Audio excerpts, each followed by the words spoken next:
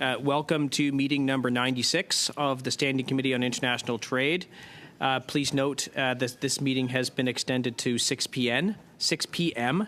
Today's meeting is taking place in a hybrid format pursuant to the standing orders, and therefore members are attending in person in the room and remotely using the Zoom application. I'll make a few comments for the benefit of the witnesses and members. Please wait until I recognize you by name before speaking. For those online, please mute yourself when you're not speaking. For interpretation online, you have a choice at the bottom of your screen, either Floor, English, or French. For those in the room, you can use your earpiece. Everybody should know that by now. No one here is new. A reminder, all comments should be addressed to the chair. For members in the room, if you wish to speak, please raise your hand. Members on Zoom, please use the raise hand button. If there's any technical problems, please let me know. And for our first panel, we have with us today Thomas Chesson-Labelle, Assistant Professor, Université de l'Ottawa, the Canadian Pork Council, René Waugh, from the Canadian Produce Marketing Association, Jane Proctor, Vice President, Policy and Issues Management, and from Pulse Canada, Jeff English, Vice President, Marketing and Communications. Welcome, everyone, and we will have opening remarks, and then we will proceed with questions. You will have a 5-minute opening statement, and Monsieur Chesson-Labelle, I invite you to make your opening statement first. Je vous remercie. Thank you, Chair, committee members, and staff for inviting me to appear. Allow me to introduce myself. I'm a Canadian citizen, and before becoming a professor at the Université de l'Ontario Français, I conducted research into Ecuador's economic development policy, first as a doctoral student, then as a postdoctoral fellow, and finally as a professor at Flasco, Ecuador, a graduate university in Quito. I offer 3 observations to the committee. Ecuador is currently going through an unprecedented security crisis, and it would be wise to abandon or postpone negotiations. Ecuador used to be a relatively safe country in the region, but new tensions have disrupted the country's security in recent years. No fewer than 10 times did Guillermo Laso's former government declare a state of emergency to regain control of the country. In last August's election, candidate Fernando Villavicencio was shot dead in public while defending a program to tighten security. Since January 8, 2024, the country has once again been under a state of emergency to fight back against criminal gangs that are threatening stability in Ecuador. All Canadian parliamentarians who are concerned about human rights should ensure these rights are respected before proceeding with trade negotiations. The causes of Ecuador's security breakdown are complex. However, there are strong indications that the state is failing to cope with how drug production and trade in the border region with Colombia is being restructured. According to data by the United Nations Office on Drugs and Crime, 80% of the increase in coca leaf production in Colombia has taken place in Putumayo and Nariño, regions which border Ecuador, suggesting that Ecuador is serving as a transit point. Free trade is not just about Canadian exports and investments. It is reciprocally about openness to imports. All parliamentarians who are concerned about security and crime issues might wonder whether a trade facilitation agreement would not facilitate new routes to North America for black markets. Second, an agreement should not protect investments through dispute settlements, especially in the mining sector. Canada should not defend corporate interests at the risk of democracy, friendship between peoples, and the rights of Indigenous peoples. An investor-state dispute settlement mechanism, or ISDS, will only serve to hinder Ecuador's sovereignty and Ecuadorians' ability to influence development domestically. Canada's main investments in Ecuador pertain to natural resource extraction, which is a very contentious industry in Ecuador. Last August, 2 referenda were held during the election, in which Ecuadorians opposed the industrial or even small-scale extraction of non-renewable natural resources. The investments in the natural resource sector are subject to much discord. It would be ill-advised to take advantage of the current security crisis to seek to lock in the rights of Canadian investors at a time when Ecuadorians are asking for more consultations and democracy and are rejecting the extraction-based development model, which is based on mining non-renewable natural resources for export. attempts in Ecuador to leverage oil windfalls for economic development have failed going back 50 years. In absence of a robust local processing industry, it's hard to see how mining would be any different. Indigenous and environmental rights organizations are among the main critics of non-renewable resource extraction projects. The Canadian government, through its inclusive approach to trade, seeks to make trade agreements that respect Indigenous peoples' rights. Therefore, it would be ill-advised to support companies whose actions are rejected by Ecuadorians using international rules agreed upon by economic elites who drift in and out of power. Third, Ecuador has an unstable, short-lived government. Ecuador's current government, headed by the son of the country's largest banana exporter, will be short-lived. He was elected to complete the mandate of Guillermo Lasso, who had terminated his presidency to avoid impeachment proceedings. Mr. Lasso did not have strong support in the legislature, nor does the current president. In the National Assembly, the current leading party has a clear track record when it comes to its reservations about free trade agreements and opposition to ISDSs. These reservations are enshrined in the Constitution, notably in Article 422. Once again, it would be ill-advised to take advantage of the security crisis to negotiate a free trade agreement when the current president is a member of the elite and is close to agro-export sectors, who are among the only ones to benefit from free trade in the short and medium term. Such an agreement could prove untenable. I understand the desire to make side agreements to protect the environment as well as to uphold women's and Indigenous peoples' rights in international trade. However, free trade is not a priority for gender and Indigenous rights advocates. They seek to protect access to land and maintain food sovereignty. Unless we can come up with a very bold, inventive, creative, and innovative agreement that protects small-scale farms, champions food sovereignty, allows small businesses to adapt to a competitive environment, and promotes local processing for solely the resources that the country wishes to extract, which means exclusively selecting sectors that care about environmental sustainability, we could harm Ecuador's development. We're going to have to wrap it up, and we'll have to move to the next opening statement. And so I would ask, where am I? Got a little lost. Sorry? Thank you. Mr. Roy, for 5 minutes. Thank you. Thank you, Mr. Vice Chair, for the invitation, and thank you for the committee members for your work on this issue and on behalf of Canadians. My name is René Roy, and I am the chair of the Canadian Pork Council. As the third largest pork producer, and I am a producer myself, as the third largest pork exporter of the world, trade policies are of the utmost importance to the prosperity and vitality of the Canadian pork industry. Indeed, last week we were in the Philippines with Minister Macaulay and members of Parliament Lamoureux and Mendocino to talk with partners in that country about their needs. It was a great visit, one we appreciated the chance to join.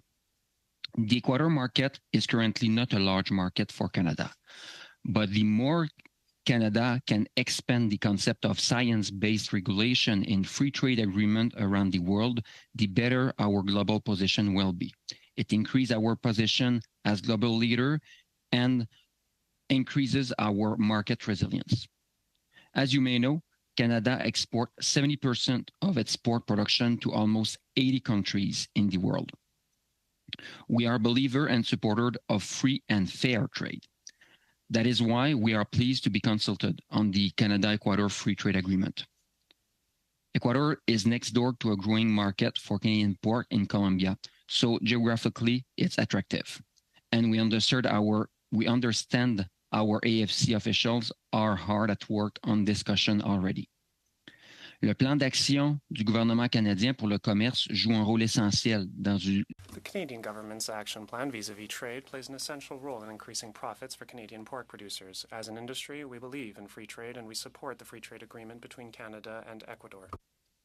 Free trade should, in theory, give us an opportunity to eliminate a majority of agricultural tariffs and have an interesting level of duty-free access. For the hog industry, it is essential that our products benefit from a large annual duty-free quota that exceeds by a wide margin Canada's historical export to Ecuador. Some agreements, like CITA, do not meet the necessary standard of open trade and undermine the principle of free trade by the inclusion of non-tariff trade barriers. That's why we urge the committee to be vigilant and to ensure science-based principles that govern our trade agreements, and that we remain vigilant against non-tariff trade barriers.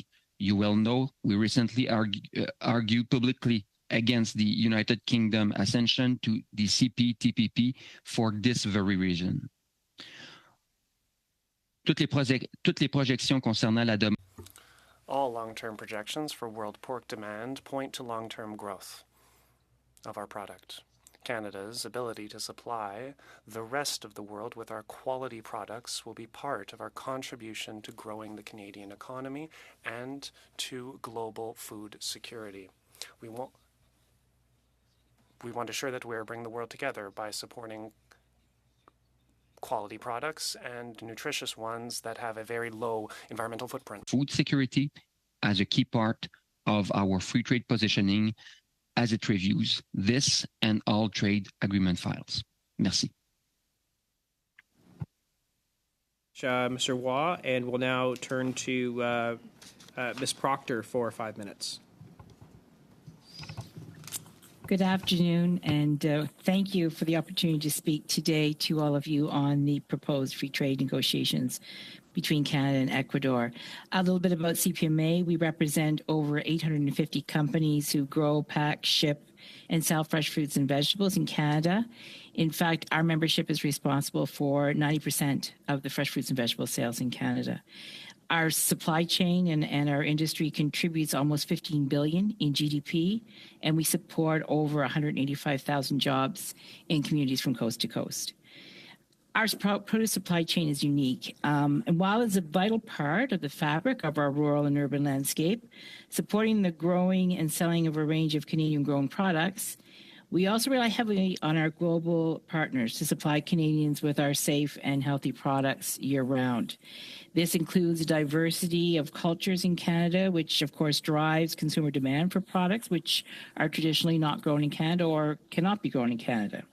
And this is as a result, of course, of our colder climate and shorter growing seasons, coupled with the demand for this wide variety of products. And because of that, $4 to $5 spent on fresh fruits and vegetables in Canada is spent on imported product. Therefore, to ensure the ongoing viability of the Canadian food system, we need a strong domestic and global strategy. The Government of Canada needs to recognize and prioritize food as an essential item in framing our trade agreements, with the fundamental goal of supporting domestic markets while strengthening food security and ensuring product diversity.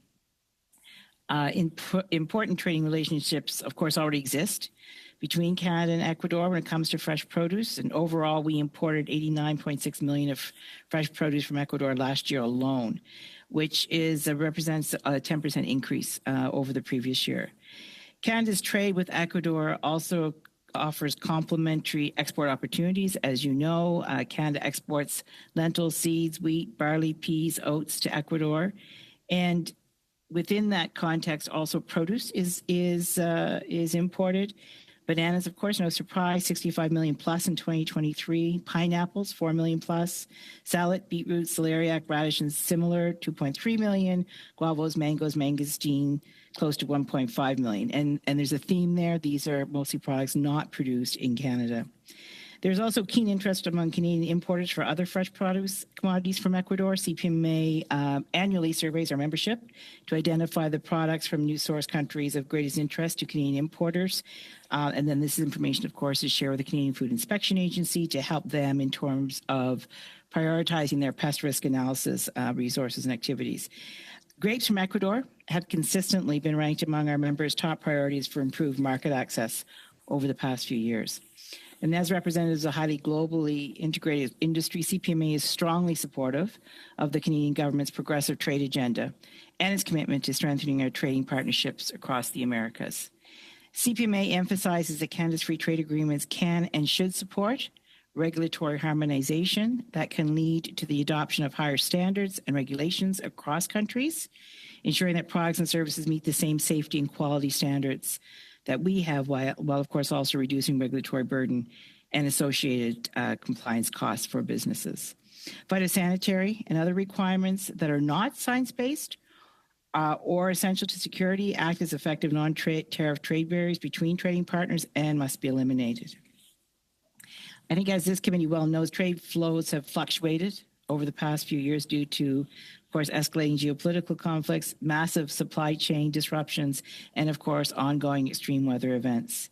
So it is therefore more and more important that Canada enables free trade agreements with countries within a geography that enables importers to pivot and adjust their buying behavior if these issues impact the flow of fresh fruits and vegetables. A free trade agreement with Ecuador offers one such opportunity to diverse product sourcing for Canadians.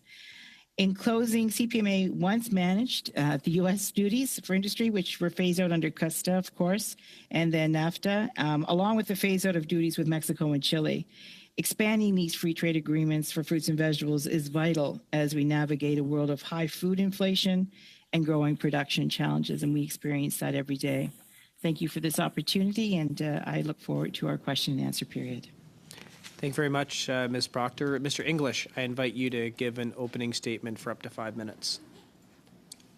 Thank you, Mr. Vice Chair, and thank you to the committee for the opportunity to appear today. My name is Jeff English, and I'm the Vice President of Marketing and Communications with Pulse Canada. Pulse Canada is the national organization representing the growers, traders, and processors of Canadian pulses. Canadian pulse crops include peas, lentils, chickpeas, dry beans, and faba beans. And on behalf of the over 25,000 pulse growers and over 100 small, medium, and large size companies who deal in pulses, Pulse Canada works to create diversified and stable, sustainable demand for our products by not only marketing the health and environmental benefits of pulses, but accelerating the research to create incentives to use the pulses in food and industrial industries, and also collaborating with key stakeholders to create food systems that prioritize health and sustainability. At the same time, we also work with governments and like-minded groups to remove barriers to trade by keeping crop protection products available to growers, advocating for the improvement of domestic grain transportation, and of course, ensuring continued and expanded market access in key regions. Trade is the lifeblood of Canada's pulse industry. In fact, Canada is the single largest exporter of pulse crops in the world, accounting for roughly 1/3 of the global pulse trade.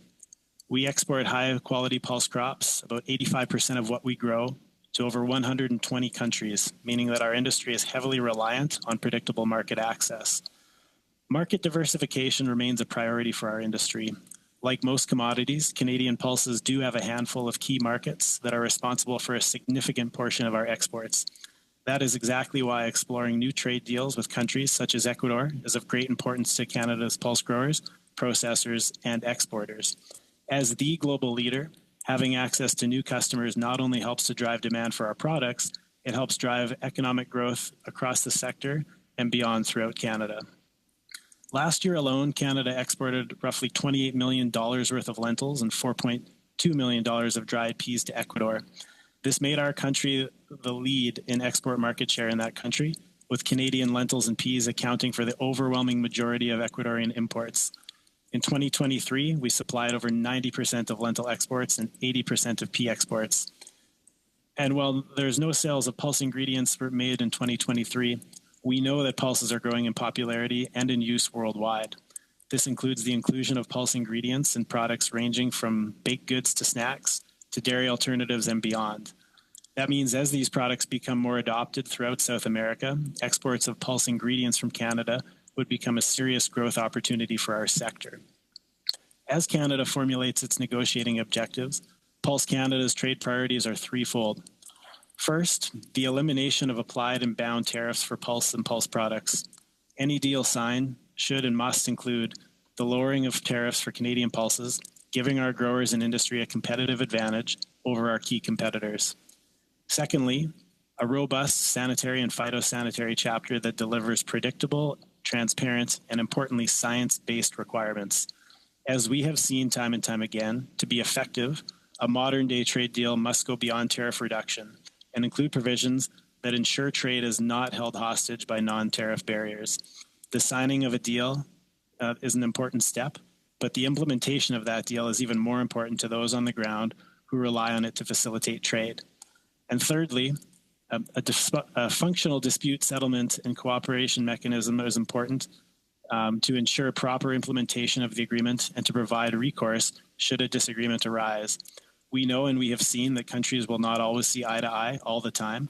And when disagreements do happen, a strong dispute settlement mechanism can ensure that differences are settled in a professional manner while trade continues to flow. We ask that these priorities be carefully considered when negotiating any free trade agreement, including that with as I mentioned, with Ecuador. As a sector that relies on trade for our success, we remain supportive of the government's willingness and ambition to increase trading ties with new regions and new markets around the world. Thank you very much for the opportunity to outline a few of our priorities, and I look forward to any questions you might have. Thanks very much, and thank you to all the witnesses for your opening statements. We're now going to turn to our rounds of questioning, and we will turn to the Conservative Party, Mr. Genereux, for 6 minutes. Thank you, Mr. Chair, and thank you, witnesses, for the opportunity to chat about this pending free trade agreement. Let's start first maybe with you, Mr. Waugh. Some of your comments at the beginning were a big benefit of the free trade agreement is the geography with Colombia. I guess kind of expand then what then is the why even why go down the Ecuador path if really your focus is Colombia? And also hoping you can touch a little bit on the 2019 blockade and maybe just give the committee a bit more information on that as we go into some of the deliberations on whatever sort of final report or statement comes out of this study. Thank you, Mr. Genereux. Well, let's start with the access to Colombia and access to the region in general. As mentioned, it's not currently a large market, but to help out building up this market, having access to the region helps also our processors or our exporters to reach out, because it's generally organizations or trade organizations or consumers that are related from one country to the other. So if you are able to sell to Colombia the type of products and also the proximity of the ports from one country to the other, help our traders to sell to the other product, to the other country too. So this is one major advantage for our industry.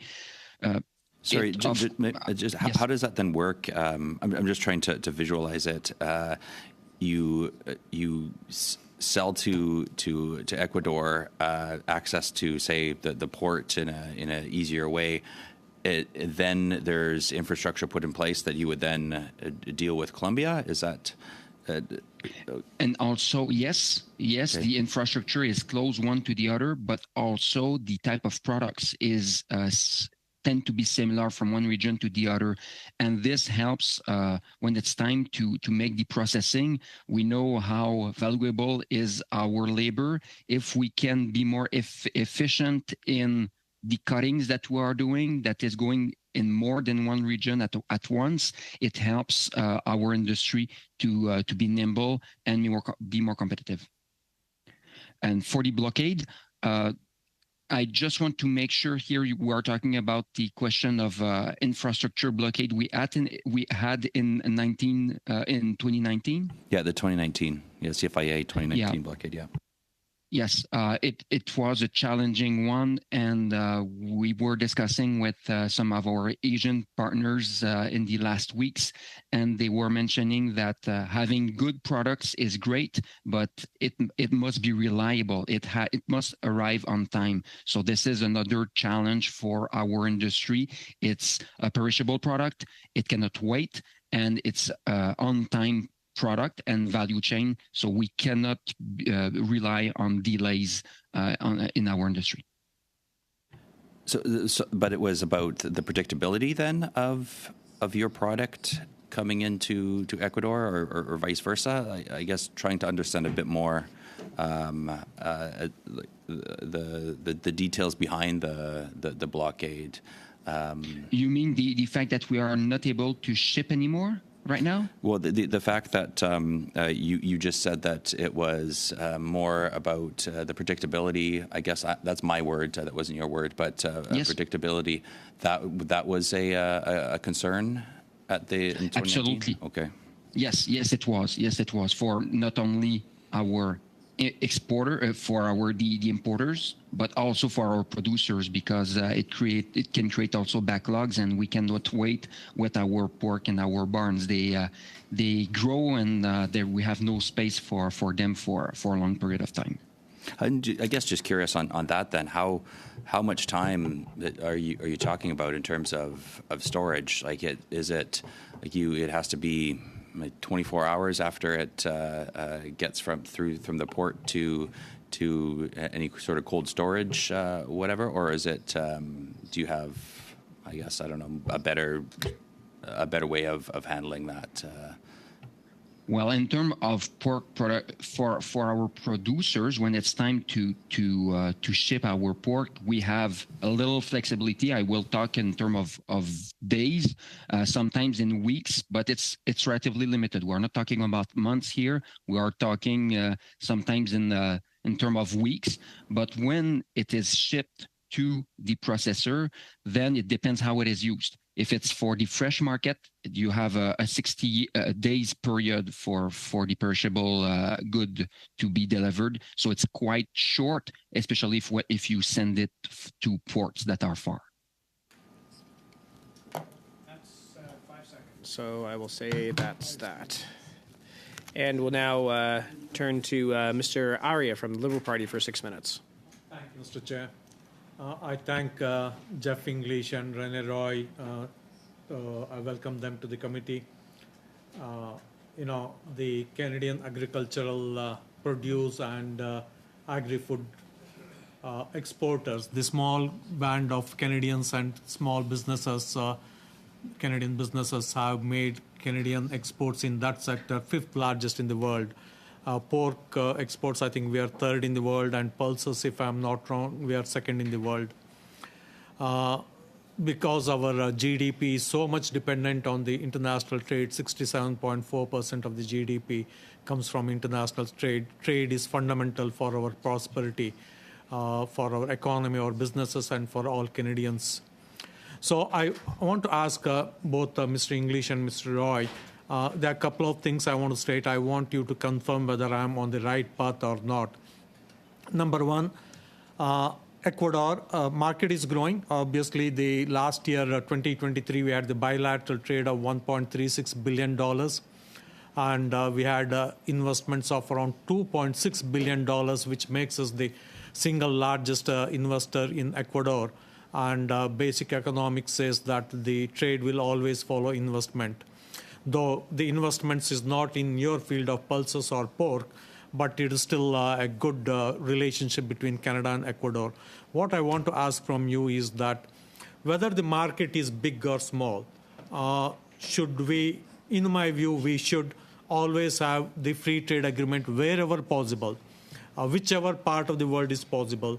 Because if we don't have the free trade agreement, possibly our competitors for the pork or for the pulses, for any other exporters, they may enter into the free trade agreement with Ecuador and put us at a disadvantage. That is my number one contention. Number two is that agreement with Ecuador, as Mr. Roy, you briefly mentioned, that it can also act as a springboard for the market to the entire region elsewhere. So these are the 2 points. I just want you to confirm whether you agree with me on these 2 things. Mr. Roy, you can go first. Mr. English, you can go next. Thank you, Mr. Aria. Well, yes, it is a market that is growing in Ecuador. So I will be straight on this one, and it's a market that interests us. Our processors has applied to have access to this market, and in addition to have access to a larger region, it also places us in a leadership position to help the principle of science-based and and non-tariff trade barriers or absence of non-tariff trade barriers. So as much as we put ourselves on the map, we increase our influence in these free trade agreements. Yeah, I would agree with that sentiment. I mean, anytime, as the world, as you mentioned, as it was mentioned, Canada is the world's largest exporter of pulse crops, and so anytime that our members, Canadian pulse growers, exporting businesses, can have another market, another bidder on that product, we see a raise and increase in demand. And it, generally speaking, in terms of the region, I think it's an important signal to show Canada's willingness to do business and to be open for business. And certainly, anytime we enter into an agreement or a proposed agreement with a new market, as the world's largest exporter of that crop, there remains tremendous potential, specifically as we continue to see food patterns evolve and the inclusion of pulses and pulse ingredients into more foodstuffs and on more plates around the world. Sorry to interrupt you. I got limited time. You did mention that the free trade agreement should go beyond just tariff reduction. I completely agree with the sentiments. And of course, we have to building the dispute settlement mechanisms. I'm sure, I have to tell that the agricultural producers and agri-food exporters are the most active group whenever we have any free trade negotiations or free trade agreements we have with other countries. I'm sure you have given your inputs into other free trade agreements too. Are there any particular mechanisms or the clauses we should be focusing on when it comes to non-tariff barriers? We all know that once we have a free trade agreement, then when there's a bit of toughness in the importers, amongst the importers or in the importing country, they resort to non-tariff barriers. Is there anything that we need to consider at this stage? We can build that into the free trade agreement. If you can explain in next 45 seconds, good. Otherwise, you can always provide us some inputs in writing, which we can always consider. Certainly, I think just, as I mentioned in my remarks, we have seen in previous agreements that have been signed, when the rubber hits the road, sometimes on the implementation phase, they become difficult. I think the government of Canada has a pretty good track record right now in signing of modern trade deals. So I would look to examples such as the CPTPP and others that do include pretty robust chapters around that as a good baseline on which to start. And Mr. Roy, anything that we need to specifically focus when we have this free trade agreement with Ecuador? Anything on the non-tariff barriers or any other thing that is not usually seen in other agreements? In 5 seconds. Dispute settlement mechanism are really important. I did it. That was excellent. We need you here all the time. Well, now, Monsieur Savard-Tremblay pour 6 minutes. Oui, merci. Mr. Savard-Tremblay for 6 minutes. Thank you, Chair. I don't know if people are actually listening to me here.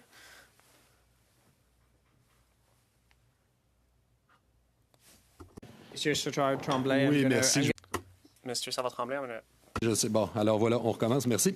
Okay, starting over. Here we go. Just a quick question. Very quickly, Mr. English, you spoke about an ISDS, and you spoke about settlement disputes between states or investor-state dispute settlements. Quickly, please. I'm sorry, I'm not sure I caught the question entirely. Vous avez parlé de... You spoke of a dispute settlement mechanism. Are we talking about a dispute settlement among states or an investor-state dispute settlement mechanism? It would be between businesses exporting.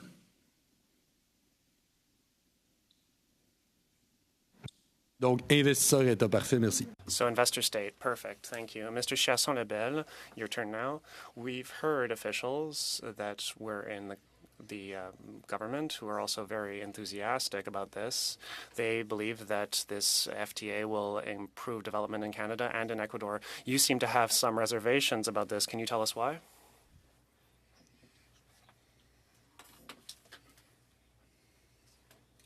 One of the main problems is that investments in the mining sector, for instance, show the following. If you make investments and then profits come back, it will deplete the resources on the in the country of origin, and you need a more sustainable approach. And I don't think that that's the nature of the investments that are going on right now. That's on the one hand. On the other hand, there's also reaction to some of these investments, some backlash, if you will. Investments in a country should help increase the value chain for resources and products. I've listened to the other panelists here today at Chair, and I have to say I'm quite impressed by how efficient their producers are. And I'm wondering if the people in Ecuador will be able to keep pace. Maybe there could be an agreement that would allow the production at a smaller scale to thrive. At the moment, what Ecuadorian producers are asking for is not what some panelists are suggesting, that is to protect their food security. It is actually for food sovereignty. It is to decide what they can produce and what they can eat on place. This free trade agreement could hinder food sovereignty in this regard. And the same officials we heard from in a previous meeting seemed also very enthusiastic with regard to women's participation and indigenous people's participation in the Ecuadorian economy and as part of this free trade agreement. Is this an aspect that you share and an enthusiasm you share as well? I do commend the government's efforts to have certain provisions in trade agreements that would help women's rights or indigenous rights. I think that that is a laudable objective. However, we need to ask ourselves, is that what indigenous and women's organizations want on the ground? Do they want to be integrated into free trade? If we want to do so, we should probably ask them first. And we should be looking at their economic and political priorities. They do not necessarily want to go toward free trade. They want to be sovereign with regard to, they want to have food sovereignty, and they want to have a certain part of their farming economy to be sustainable. How much time do I have left, Chair? 2 minutes. Perfect. A number of stakeholders in a previous meeting said many things. We received someone from the Center for Policy Alternatives, and he was asking us, how can the government pretend to have a progressive trade agreement here with this one? Of course, there's a lot of provisions on women's rights, environmental rights, human rights, etc., but often it's not worth more than the paper it's printed on if you look at the actual mechanisms. However, how can we pretend to have a progressive standards with regard to labor and the environment while defending the ISDS, which is indeed protecting corporate interests at the behest of the democratic ones? It would threaten a state's ability to fight threats against to fight labor rights threats and all kinds of other threats to environmental rights, etc. We also heard certain witnesses talk about various activities that were harmful to the local populations and that were conducted by mining companies. Can you talk a bit about this? Yes, I share your concern. ISDSs, that is, investor-state dispute settlements, tend to hinder the ability of a state to protect its local populations when there are foreign investments in play. In the original NAFTA version, we saw that protections for the environment and labor are dependent on commercial trade performance. So it's hard to determine what it could look like. It's problematic. It's hard to see how an ISDS can truly benefit populations on the ground and can not actually hinder the rights of workers on the ground. And on the mining issue, I saw that in an Ecuadorian newspaper that a complaint was submitted against a copper mine in the Santiago province. We read that the company did not misinformed its shareholders when it said that Indigenous people on the ground were agreeing with the project when in fact they were not. So if we are promoting investments in the mining sector, we would be putting ourselves in a position where we would need to defend companies that are facing backlash internationally. I think we really need to ask ourselves, are we comfortable as this like Canadians? Seconds over. Thanks very much. If you have anything else, you can come back to that answer with another witness. Mr. Cannings for 6 minutes. Well, thank you. Thank you to all the witnesses for being here. And I'm going to continue where Monsieur Savard-Tremblay left off with Monsieur Chasson-Lebel. To give him more time on that, because I'm concerned about the same issues he was raising. We've heard that Ecuador seems to want ISDS provisions in a free trade agreement, and yet that seems at odds with some of the political ramifications you were talking about. I just wanted to clarify. You seem to mention that the policies of the president were different from the policies of the legislature in Ecuador regarding this. Is that the case? Yeah, well, there's actually a very strong debate in Ecuador about exactly this topic.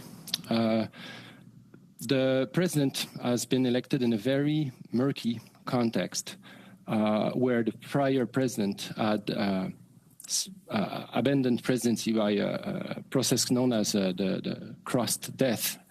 And being elected, he had to face the security crisis. And through the security crisis that he's managing right now, he's trying to push forward a referendum that would suspend the clause 422 of the Constitution that actually says that the Ecuador cannot subscribe to a trade agreement that contains disposition that would go ISDS dispositions.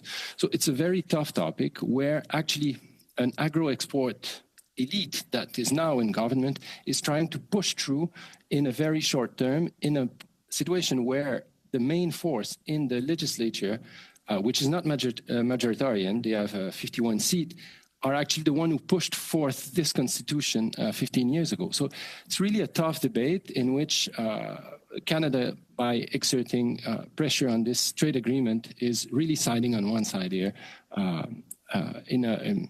Yeah. Well, that's good to know. I mean, because I'd heard that Ecuador had terminated all of its free trade agreements that contained ISDS, I think in 2018, including a foreign investment protection agreement that Canada had with Ecuador. And now we seem to be trying to force that back on Ecuador, or who knows? But that's the concern I have. I know there's been recent free trade agreements that Ecuador has signed with China and Costa Rica that don't have ISDS contained in there. So it doesn't seem that Ecuador necessarily demands this, or at least they've agreed to these other agreements. I'm just wondering why Canada seems to be so concerned. Actually, I think what happened is that the Costa Rica trade agreement had ISDS provisions in it, and they have been ruled out by the court recently. And therefore, that's why the whole topic is on the CIIT. And all this is the current political debate, and this is why I think we should postpone the negotiation, because if it's such a debate within the Ecuadorian society, maybe Canada should just step aside and let the Ecuadorian society make their own decision about what they want for their trade, and not be an actor pushing for one side in this current context. I understand the emergency of others to trade with Ecuador, and I respect their will. And at the same time, we need to respect the sovereignty of the Ecuadorian people in the context. And I also have heard that Canadian investment in Ecuador has risen substantially since 2018, when that FIPA agreement was terminated. So it seems that Canadian investors aren't concerned that there's no ISDS there now with Ecuador. That's absolutely correct. Investment has grown without the bilateral trade agreements since they have been suspended. So, therefore, it's not a condition for investment to happen. It's a condition that helps protect investors in conditions where it limits the capacity of states to defend the situation of the population. It protects investors from the capacity of local population to express their disagreement and to reject certain development that they would disagree with. How much time do I have? 1 minute.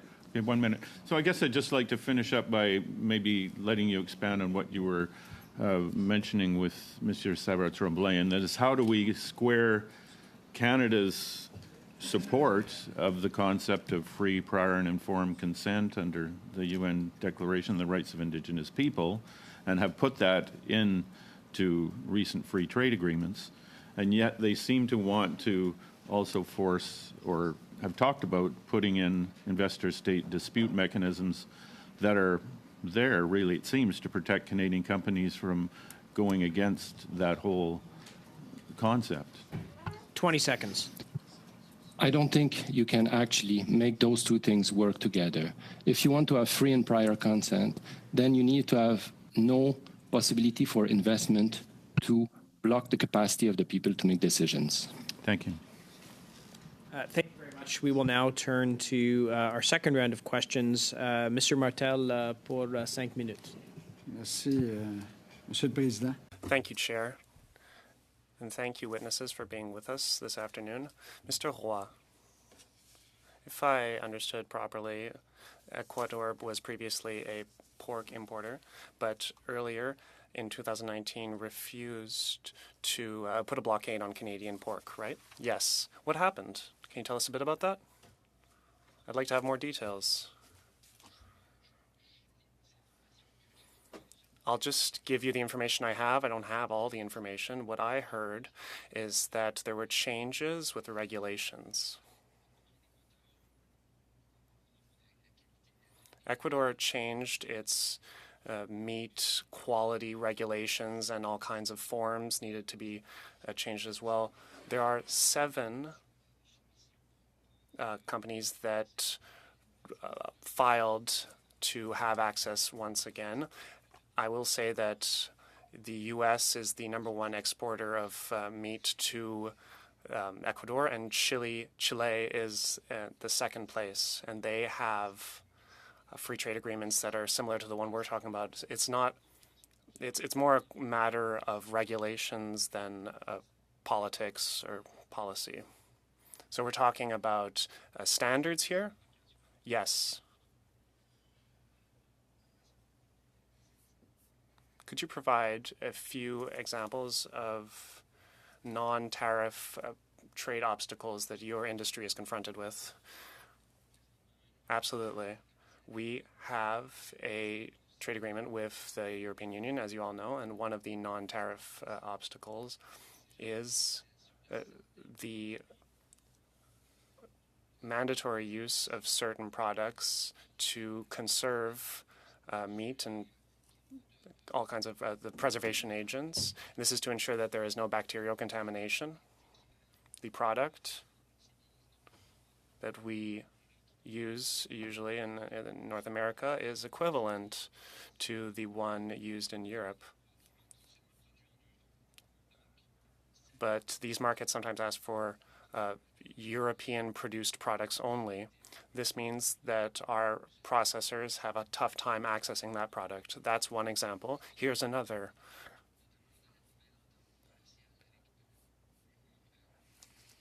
The new agreement with Great Britain and the UK requires animal well-being standards that are equivalent to ours, but they're different they have minor differences, and it's all based on the wording, and we might lose access to those markets because it's a matter of words. It's not a matter of quality, but what they'll do is that they'll read the agreement and then they'll block our access to their market.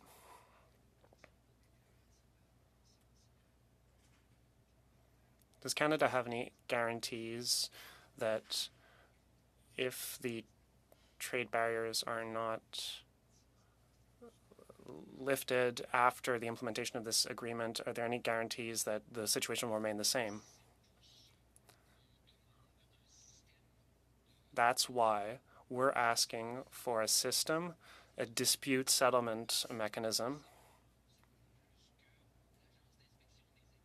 The Food Inspection Agency in Canada is internationally renowned for its rigor, and it has been able to defend our commercial trade because when it comes to these kind of non-tariff trade barriers that only serve to reduce access and have nothing to do with quality or food security for that matter. Canada is the third largest pork exporter in the world, if I understand properly. This agreement with Ecuador, would it truly be beneficial to you? Do you really need it that much? What are the kinds of benefits you could have from it? The importance is as follows. When we gain access to a greater number of markets, we become more resilient. I'll give you an example. Russia, for instance. We exported a lot of pork to Russia, and then Russia stopped, full stop. We then needed to find other markets. If we had access to other markets, we would have been in a better position. A lot of countries were able to diversify afterward.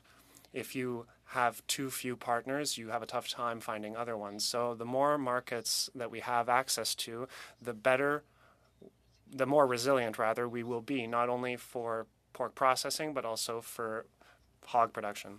Do I have any time left? No? Thank you. Very interesting remarks. Mr. Miao for 5 minutes. Thank you, Mr. Chair. And first, I'd like to welcome back and thank all the witnesses for being here today. And through the chair, I would like to also direct my first question to Mr. English.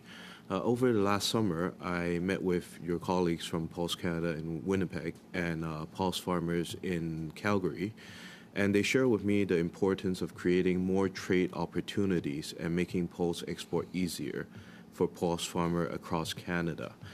Could you share with the committee the importance of trade diversification for our Pulse sector? Certainly, as I mentioned, not unlike other crops, Canada's pulse industry, and it depends on the pulse crop you're speaking of, whether it's peas, lentils, chickpeas, and others, are heavily reliant on a few key markets, to which we export the majority of our product. Anytime, and Mr. Roy just mentioned this, anytime we see a major market disruption from an important market, that drastically impacts not only the price, but the trade flow of our industry. And ours is an industry which requires planning, months, if not years in advance, as farmers are dealing with rotations and what to grow.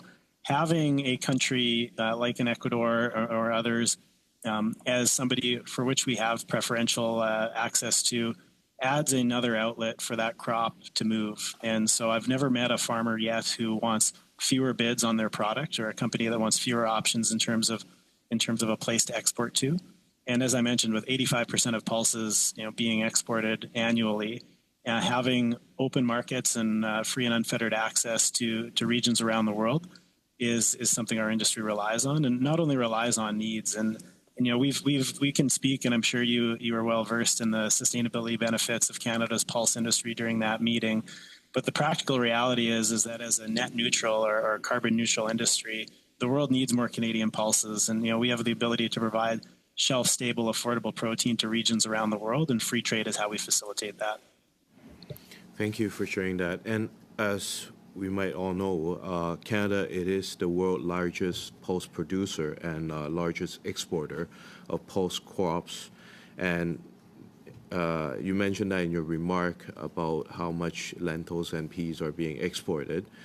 And to follow with my previous question, will trade diversification also help increase the export values of our Canadian pulse? Yes, it will, and also, we're in a competitive environment here in Canada where we're a major producer of quality quality crops across the gamut. So whether that's pulse crops or, of course, canola, things like wheat, and the decision that a farmer might make when they look at what they have intentions of seeding, happens at harvest time the year before. And so having a stable and competitive price for that crop and knowing that there's a market to sell it to is really beneficial in terms of encouraging the adoption and increase in acreage of that crop. And we know it's a competitive environment there. So, having more markets to send our pulse crops to and knowing that there's a global demand for it is very important to us. And do you agree it will generate more revenues for the Canadian pulse industry, and these revenues can be used for better service, innovation research, and creating more employment opportunities? We've seen it time and time again, and Canada's pulse industry presently supports tens of thousands of jobs in this country, and farmers are big investors back into their operations, and they're drivers not only in supporting of the rural economy but also helping to fund and to support jobs and growth throughout the value chain. So whether that's at an elevator in rural Saskatchewan or at a port in Vancouver and the chain throughout, the more money that's brought back into this sector is the more that's invested back into the Canadian economy. And one thing that was mentioned to me in the last visit was some of the farmers who share with me their concern about the damaged climate change that have caused them and the agri-food sector as a whole. And in terms of the increase in extreme climate events that have continually take place across the prairies and Canada, will trade diversification help the pulse sector generate more revenue that can be reinvested into the sector, also to help recover from extreme climate event? In about 10 seconds. Please. Pulse crops are one of the most water efficient crops on the planet, and certainly as folks are looking to adapt to ever-changing climates, the more pulses we can grow, the better off their environment will be. Thank you. Monsieur Savard Tremblay for 2.5 minutes. Oui, merci. Thank you. Mr. Chasson-Labelle, yes or no? Would it be fair to summarize your position by saying that you are inviting negotiators to reject all ISDS provisions, and if ever a Canadian business was a victim of true political abuse from the policies that were adopted in Ecuador, because that is obviously possible, they can just happen within this framework of the state, and it can be done from state to state, and that we should not have a mechanism that puts companies at the same footing as states. Yes. Oh, that's clear for us. Mr. English, I would like to get back to what you were saying earlier.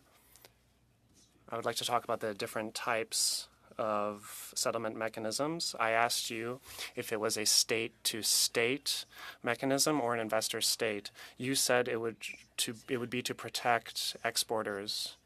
I don't believe that's something that exists. If there's a trade war between states and it goes to court, well, that could go to court.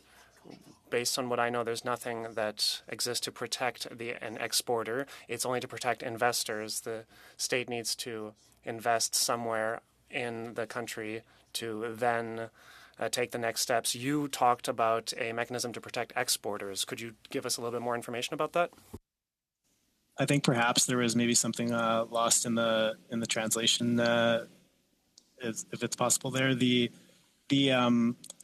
The dispute settlement mechanisms that we're speaking about, of course, are typically done in terms of our industry at a phytosanitary certificate access that would be provided by CFIA. Obviously, the exporting companies would be involved, but certainly there's the role for both industry and governments to play in that. Not sure if that helps answer the question or not.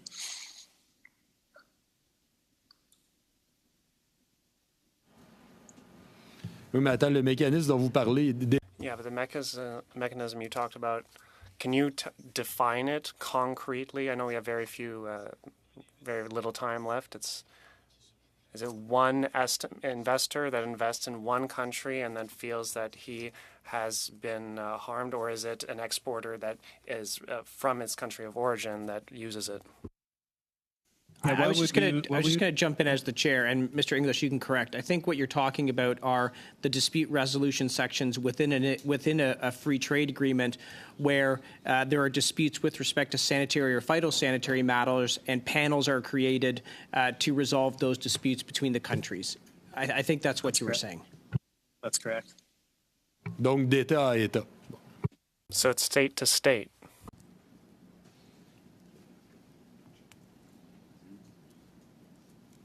That's a question. The state. Bien un mécanisme d'État à État. A mechanism for settling disputes from one state to another.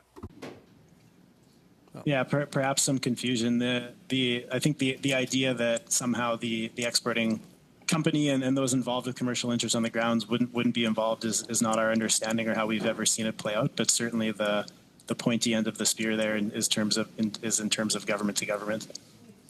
Typically. Now we'll switch to Mr. Cannings for 2.5 minutes. Okay, thank you. And I'm going to go back to Monsieur Chasson-Lebel. You mentioned, I think, that the present president is, or the government is, the executive is trying to find a way to undo the constitutional protections that previous governments had put in there regarding investor-state dispute mechanisms. You know, in this milieu of a very seemingly shaky coalition, what's the process there, and where is that in play right now? The Ecuadorian constitution had been adopted after a constitutional process in 2007, 2008, and then adopted by a referendum where it had a strong majority. And currently, what's happening is that in the middle of a security crisis, the president has called for a popular consultation where several questions will be asked at the same time to the population. Most of them are related to the security issue. And slipped inside there in the pile is one about arbitration mechanism between investor and states. In a context where it is of concern because the topic is not related to what the consultation is primarily called for. And this comes from the president that has the power to do that in the current context, and which is a president that is short-lived. And he does not have the majority in the assembly. He does not have himself a party. He's the son of the most important banana exporter of the country, who had tried 5 times unsuccessfully to become president himself. And now becoming president tried to speed up on those matters in the middle of the security crisis. So to me, it is concerning that we are not in a process where this would really lead to a sane democratic decision on this very important question. Because in the House, the most important, in the National Assembly, the most important party has 51 seats. They are the one who have adopted have supported the Constitution, its adoption, and included those dispositions that have argued against bilateral trade investment treaties that are the ones that were protecting the investors. So really, it's a shaky ground to pursue negotiation in the current moment. Also, because we're really not sure this is going to hold for a very long time. And that's unfortunately time. We'll now turn back to the Conservative Party, Mr. Baldinelli, for 5 minutes. Thank you, Chair, and I'd like to thank the witnesses for being here this afternoon.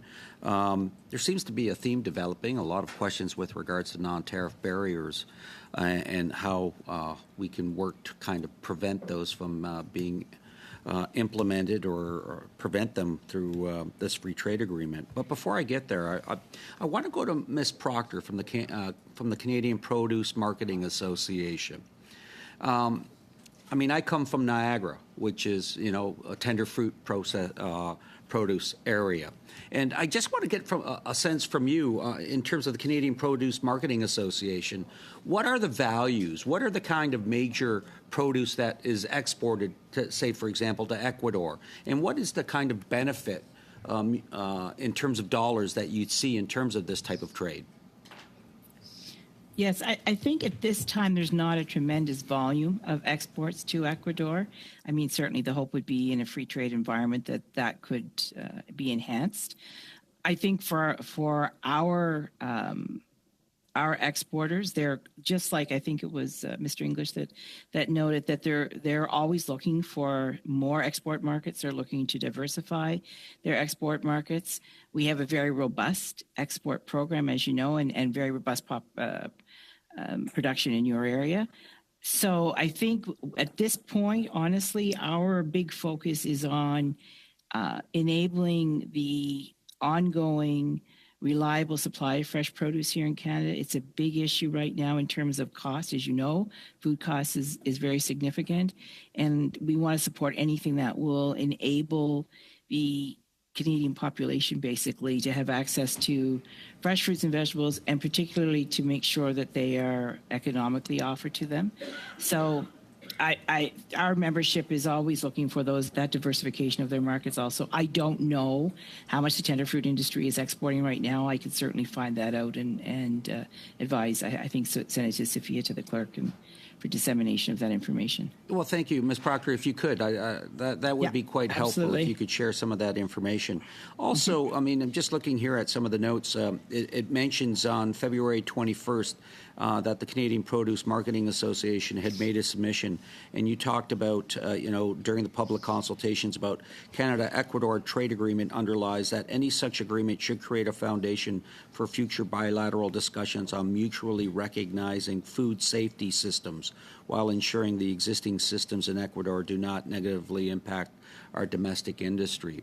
So again, I think you're referring to that notion of non-tariff barriers. Now, do you have anything in specific with regards to the Produce Marketing Association and produce in specific with regards to food safety requirements that could be, or some non-tariff barriers that could be used to kind of hinder access to produce into Ecuador?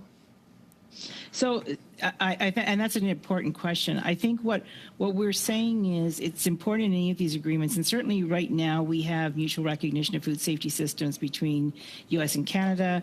As I understand, CFIA is still pursuing one with New Zealand. That is the extent of it at this point. But these types of mutual recognition is so important because, of course, I think, again, it might have been Mr. English, may have been Mr. Roy, who noted the recognition of CFIA internationally for their standards and for their capacity, and especially when we come to something like mutual recognition of food safety systems. That's what we're trying to get at, is if this is pursued, that always we're looking for that recognition that our food safety standards must be upheld in any trade agreement. In other words, we do not want to import product that would have in any way a detrimental impact on our industry. And of course, we don't want to put our domestic producers in a situation where there may be product, notwithstanding the fact that most of the product coming in is tropical, so it's not something they're producing, but we don't want to in any way introduce any kind of unfair balance in terms of what food safety expectations are for imported products as opposed to domestic. And it would be the same if they were exporting, certainly to Ecuador, that we would want them to uphold the same food safety standards. That's why mutual recognition is so important, because then you have a level playing field, clear expectations on both sides. Thank you, Ms. Proctor. Thank you so much. Yeah, about 10 seconds left. So we'll now go to Mr. Sidhu for 5 minutes.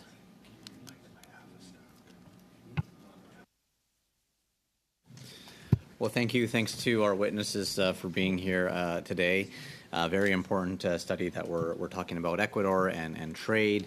Lots of great conversations and some insights. I understand that representatives from the Council joined Minister Macaulay in Manila to officially launch the new Indo-Pacific Agriculture and Agri-Food Office. In your news release, you called it a pivotal moment for Canadian pork producers. I believe that came from Mr. Rene and his organization. But moving on, we know about this investment, but could you maybe share more about the Canadian pork producers to reach such a large market? And more broadly, why having an expanded presence around the world in the Indo-Pacific, including in Ecuador, why it's important for you and your members?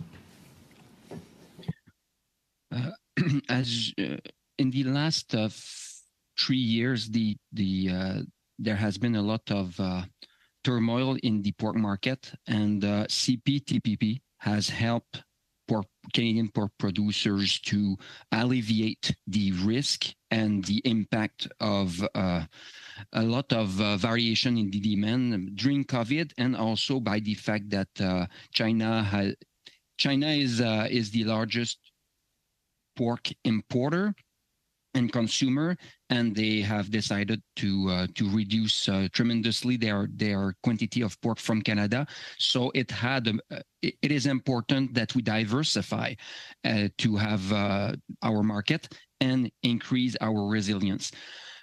The office in Manila is a good place to start creating new business arrangement. And I would like to mention that it does not only help our country, it also helps local population. In the Philippines, we were discussing with producers and consumers there, and they were saying that their product, the product that they are producing, is mainly for the domestic market, and they are not able to produce for processing industry or the retail industry because of the line of cold that is required. It has to be cold all along the way, and it's not always possible for the pork producers there to have such level of reliability on the cold storage. So they rely on our product to be able to feed correctly with security their own population. I think it's a good example where this trade is beneficial to both countries. And thank you for that. I'm going to turn now to Ms. Proctor. Ms. Proctor, in your submission to the department's consultations, you mentioned how you support the Canadian government pursuing a progressive trade agenda when it comes to topics such as environment and gender. And now today in your opening, you mentioned that you are in support of our government's progressive trade agenda. Could you expand further on what you see as a progressive trade agenda and what it means for you and your members and the benefits and the results from this approach? Absolutely. So, yeah, I think certainly, as you noted, environment, I guess the rights of Indigenous populations, rights of maybe populations that are not always as recognized, perhaps women being one, is certainly part of what we'd like to see in any kind of progressive trade. But we also, as I just go back to, for us, a progressive trade agenda also means this expansion of how we look at our food safety, how we look at science-based decision-making, whether that's for crop protection materials or et cetera. And we can look to the EU and see what happened there. The Green Deal has started to I would say, come apart at the seams to a certain degree, because they had a very aggressive agenda, and too aggressive, as it turns out. So we obviously gave comments when they were developing the Green Deal, spoke to one of their panels, because this is very important to us, is looking at, and that's an environmental focus for them. But for industry, we are always looking to the science-based, and I think all producers are always very concerned about that. Is it a science-based decision, and is it going to impact the capacity to feed the population? So we're looking at that as part of a progressive trade agenda for certain. Is this going to advance the industry and the ability for the industry to feed the populations, or is it going to put up non-tariff trade barriers that could, or even tariff barriers, but certainly non-trade being one of them, that's going to in any way hinder that? So that's something that we're always looking at, is to consider what are the key requirements. And environment, of course, we can't overstate right now. Obviously, we all know what's happening in the context of global climate change, and for an industry that plants their product in the ground and hopes that they don't get too much rain or too much cold or too much sun, drought. This is very important also, of course, is to always be considering the environmental practices of both the exporting. I'm going to interrupt you there. We're about 40 seconds over. Yeah. So thanks very much. Oh, sorry. That's okay. That's okay. So, colleagues, we have time potentially to begin a third round of questions. So we could do that. We have about 13 minutes based on my watch. So we could do a third round of questions, or we could say we've had enough questions of this panel, and I leave it to the committee. I know I have. Okay, good. I have a question as well. So we will do a third round of questions, and I'm going to take this round for the Conservatives. So I actually want to talk to Mr. Waugh. So you talked about a couple things. You talked about sanitary and phyto and sanitary matters, and I know that this is a big issue. It's a big issue for pork, it's a big issue for beef, and it's a big issue in both the EU and it's a big issue with UK. So none of these things have been resolved by the government. They're long-standing now trade irritants where, in fact, you're not able to export realistically any pork to the EU or any pork to the UK, and these are supposed to be big markets for you. So my question really is this. The government has limited resources. Within the Trade Department in GAC, there's a limited number of people who can do a limited number of things. And when I look at the free trade agreement with Ecuador, it would appear that the potential gains from a free trade agreement with Ecuador are marginal. Canadian trade is about $800 billion. And we're talking of gains in the millions of dollars, potentially, with a free trade agreement. So this is actually a rounding error in the actual comparison of Canada's trade.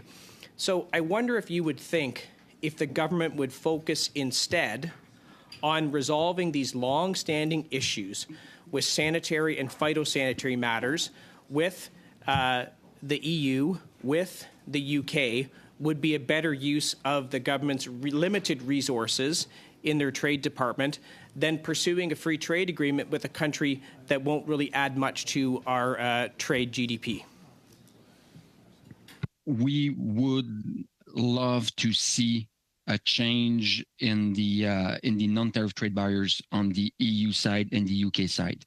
If there is a study and a plan for Ecuador, we want it to be well done. This being said, as you mentioned, resources are limited. We are interested to have access to the market, whom we should be able to trade. They are trading with us. They are sending their product here. We are not able to send our product there. This is an asymmetry that has to be corrected.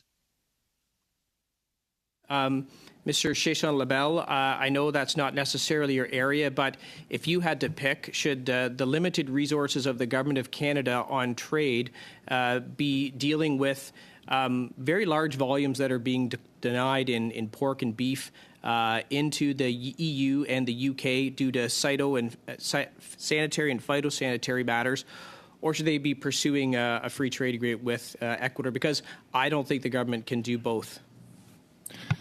If in the hypothetical scenario where they can't do both, I would prioritize the EU, mainly because I don't think the main goal of the free trade agreement with Ecuador is trade in goods. I think given that the real increase in international business with Ecuador has been investment in the natural resource sector, the main question here is, do we protect the mining investors or not? This is what is at stake in Ecuador, much more than the other fields, I think. Those are my questions. Turn it over to Mr. Sidhu for 5 minutes.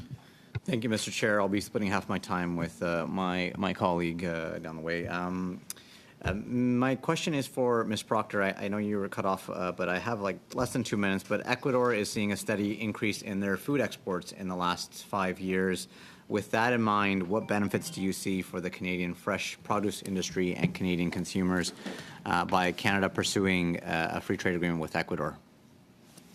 So I think underscoring what I had said earlier in terms of our big concern, and certainly our membership is diverse. It's a lot of Canadian companies, of course, primarily, but a significant amount of U.S. and South American, European, et cetera. One of our big goals, we have a program that is called Half Your Plate, because the Health Canada encourages Canadians to fill half your plates with fruits and vegetables. Again, anything we can do to ensure that Canadians have access to fresh fruits and vegetables and can do that, that's going to have a big impacts, and we have studies that could show this in terms of the health of Canadians. And of course, we all know the pressure of our healthcare system, that what it's under right now.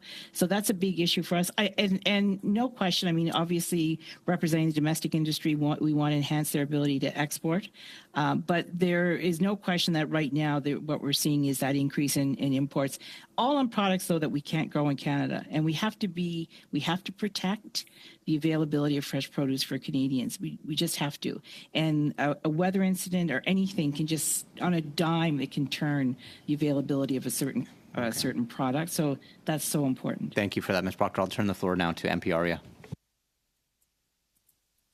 Yeah, with very limited time, I'm going to say something. You can say whether you agree with me or not. The Canadian farmers, Canadian agri-food exporters, the businessmen, they did not make Canada the 5th largest exporter in the world just by concentrating on the developed market in Europe and North America, but you went after every market, small, big, or medium. And you also are focusing on the emerging markets. Emerging markets include in Asia Pacific, in the Latin American countries. And the biggest challenge you have is that if you don't have free trade agreement, you are opening the door for the competitors. Am I right? Is that directed to me? No, Mr. English. Oh. Back to the point made by other colleagues, small, medium, or large, the signal that Canada is open for business on the trading front is a benefit to Canada's pulse sector. Mr. Roy, if you can quickly confirm. I quickly confirm, yes. So, and again, the Latin American countries, the African countries, we don't have anything concrete yet, but these are the economies, the countries, the regions which are growing in population, where especially the agriculture produce from Canada is very much needed, and we need the doors to be open for Canadian businesses so that they can go and market our produce. Mr. Roy and Mr. English can quickly chime in, please. I'm not sure I got the question though. About Africa. The growing markets in terms of the economies, in terms of the population, yes. Whether the Latin America or Asia Pacific or Africa. Sorry, yes. For the growing market, they are important market, and we should seize the opportunity when it is available. Otherwise, other countries will take our place. So, agree. Mr. English, you agree that the importance of having a trade agreement with Ecuador? Yes, as I mentioned, any signal to the world that we're open for business is a positive one in our books. Mr. Chair, how much time I have? Oh, that's good. So again, going back to this one, having a trade agreement with Ecuador, will it help you guys to go after the other market in South America and the region as a whole? Mr. Roy, you can start, and Mr. English, you can finish. Yes, it helps because it also provide type of products that is desirable for the whole region. It tends to be a regional taste, and we can tailor-made the product according to their need. Mr. English? We would be in the same boat, yes. Okay, and the other benefit is that once we have a free trade agreement, any disputes that may arise between the exporters and the recipients, we will have a formal mechanism to get it resolved. So that is additional benefit of having a free trade agreement, whether with market is big or small, because many of the Canadian exporters are small. So even the small amounts they export, if they have a mechanism where the disputes can be resolved, it is always good for Canadian businesses, correct? I gave you an inch and you took a mile. So you are over time. And we're now going to go to Mr. Cannings for 2 minutes. Okay, thank you. And I'll be quick. I'm going to turn to Monsieur Roy. And you mentioned that you opposed the acceptance of the UK going into the CPTPP based on the situation with non-tariff barriers, I believe. Just wondering if maybe you could, I'm just going to give you a minute or a minute and a half to again explain how we can fix this in the future? Is there any models out there with other free trade agreements anywhere in the world where these non-tariff barriers seem to be designed to be intractable? And I'm just wondering, saying we'll do it with science, we've been trying that. What's your solution? It's in the case of CITA, it's much more a matter of implementing what is in place. So there must be a political will on both sides for trade. Free trade agreement is not enough. Having, of course, mechanism will help, but it requires also willingness.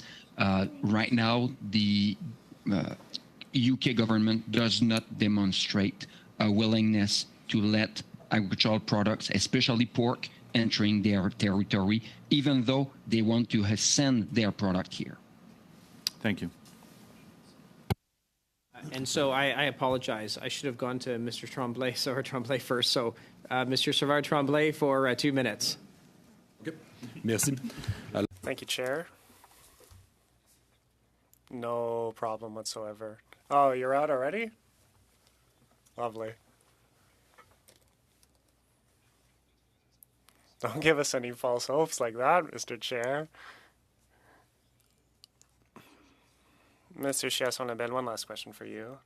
Amnesty International and other NGOs said that we needed to ensure due diligence with regard to companies and how they treat human rights. With regard to our human rights frameworks here, there are human rights abuses, and it's possible in Ecuador and elsewhere. Do you believe that the current legislation is enough to fight it? I don't think so.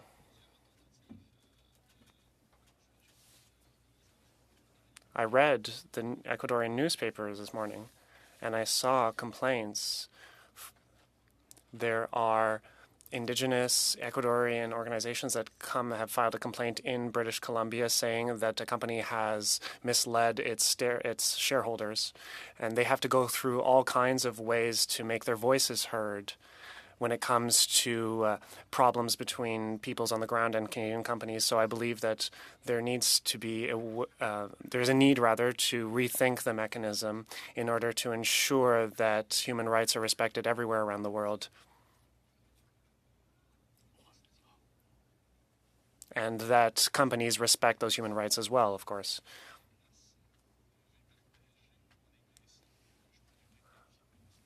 I believe that there is actually nothing on the ground there to ensure. Is that right? I think that we have to go further. It's no doubt a step in the right direction, but we need to do more. For being here today. Thank you very much for the valuable testimony that you gave the committee to consider, and we will suspend briefly to prepare for the next panel. Merci beaucoup.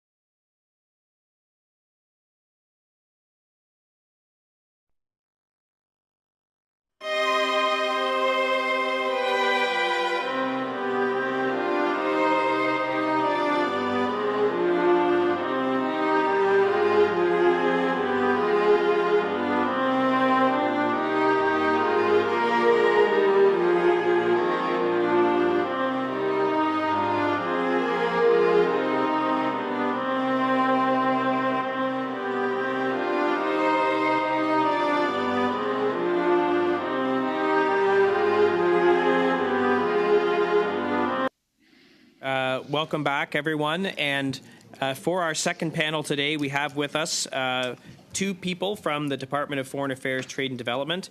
His Excellency Stephen Potter, Ambassador of Canada to Ecuador, welcome. And Dean Foster, Director of Trade Policy and Negotiations. Welcome, Ambassador, and I invite you to make an opening statement it says up to 5 minutes, but if you need a little more time, that's fine as well. OK. Merci, Monsieur le Président. Merci pour l'opportunité de contribuer aux délibérations du comité. Thank you, Chair, for the opportunity to contribute to the committee's work on the proposed Canada-Ecuador Free Trade Agreement. My name is Stephen Potter, and I've been Canada's ambassador to Ecuador since September 2022. My background is primarily in development, so I know how important and relevant this agreement is to Ecuador. I'm not an expert in international trade, as my colleague is, and so I won't be able to answer more technical questions. Chair, I will try to answer, with my opening remarks, some of the questions raised during the committee's last meeting on this topic. Je parle de la séance. I'm talking here about the meeting that occurred 2 weeks ago. Mr. Chair, by addressing the relative importance of this trade deal for both countries, including in the current economic, political, and security context in Ecuador. The Ecuadorian economy is highly dependent on oil exports. Declining oil prices and production over the last 10 years have reduced state revenues and its capacity to invest in infrastructure and social programs. This is in contrast to the oil price boom from 2008 to 2014, which coincided with the administration of the President Rafael Correa, when the state expanded these investments and entitlement programs and took an increasingly protectionist line and aligned more internationally with countries such as China, Russia, Venezuela, and others. But this period of high oil prices also facilitated significant corruption, poor quality investment, and large and untransparent debt arrangements, notably with China. During this period, the closure of the U.S. airbase in Manta also helped enable narco-criminal penetration into Ecuador, particularly as a shipping point for cocaine. Subsequently, the COVID epidemic further damaged the economy and weakened state institutions, facilitating increased entry of narco gangs into communities and the arrival of larger criminal organizations, including Mexican cartels. During this period, local narco gangs began to fight amongst themselves, dramatically escalating gun crime and insecurity, and the prisons developed as centers of this violence. Ecuador changed from an island of peace in the region to the country with the second highest level of violent deaths last year in the region. The last two governments and the current government have tried to focus on reactivating the economy by reducing oil export dependence, lowering inefficient state subsidies, eradicating corruption and criminality, and creating jobs. But none of this has been easy, primarily due to entrenched corruption connected to criminal interests. These governments, especially the last two, have had a common strategy for economic transition: responsible fiscal management, opening up the country to investments, and facilitating increased exports. The National Assembly, notably, has recently, that is within the last month, ratified new trade deals with China and with Costa Rica that were negotiated during the previous administration. A deal with South Korea has been reached, but not ratified. And as you're aware, a deal with the EU was signed several years ago. The current government of President Daniel Noboa, with generally good collaboration in the National Assembly, has also implemented several economic measures to promote employment and increase revenues, and has taken a very progressive or active line on promoting investments and free trade. On the 21st of April, as one of the previous witnesses mentioned, there will be a national referendum with 11 questions aimed at implementing some policy changes where the Assembly lacks the authority or is unlikely to provide support. Constitutional referendum questions require, constitutional reforms require a referendum process, for example. for example. Notably, one referendum question would modify the Constitution to allow for international arbitration of trade and investment disputes, ISDS, an issue that was discussed quite a bit in the last two sessions. Why is this being proposed? Because the government believes that the inability to use international arbitration is driving away international investors and is a factor in Ecuador's high country risk. Ecuador is becoming less competitive as a destination for investment. So in summary, why am I telling you all this? Why does it matter? Because I think this proposed FTA with Canada is more than just a trade deal. It's more than just a technical issue. It can genuinely contribute towards stability, democratic governance, and sound economic management in a strategically important region for Canada, for Canadians, and for Canadian companies, both investors and exporters. If Ecuador stabilizes economically, politically, and security-wise, there are good opportunities for economic growth, creating new opportunities for Canadian exporters and investors, as well as expanding demand for existing exports, such as grains and pulses, for example. Canada and Canadian firms have an excellent reputation in Ecuador, and an FTA with Canada is very highly anticipated by the local business community. Several Canadian investments in the mining sector are poised to pass to the construction phase very soon. For example, the Curipamba project of Toronto-based Adventus Mining will invest $282 million US and create 800 direct jobs and 3,000 indirect jobs in 22 months of construction that are scheduled to begin this year. The government of Daniel Noboa has been following through on its commitment to accelerate investments, for example, through faster decisions on permits. And he will be at the Prospectors and Developers Association of Canada meeting next Monday in Toronto, where he will talk about some of the things he's done to facilitate investments. We are also seeing infrastructure planning activity accelerate, and already some Canadian companies have been contracted to undertake engineering and feasibility studies. Monsieur le Président, les membres du comité dans la dernière séance ont posé quelques questions à propos. Chair, committee members asked a few questions about the mining sector and Canada's presence in Ecuador. Here are a few observations. Ecuador is not a mining powerhouse like Peru or Chile, for example. There are only two large-scale mines in operation, one run by a Canadian company and the other by a Chinese one. Nevertheless, Ecuador has a whole lot of mining potential. It has become the fourth largest source of government revenue.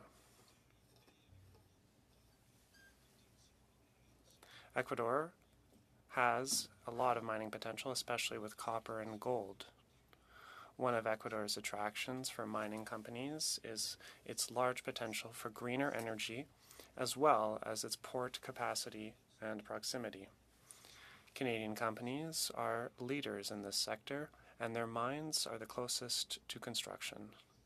The London gold mine is among the world's mines with the lowest production of greenhouse gases. I myself visited just about every Canadian-run mining site, and I've also spoken with Ecuadorians on the ground.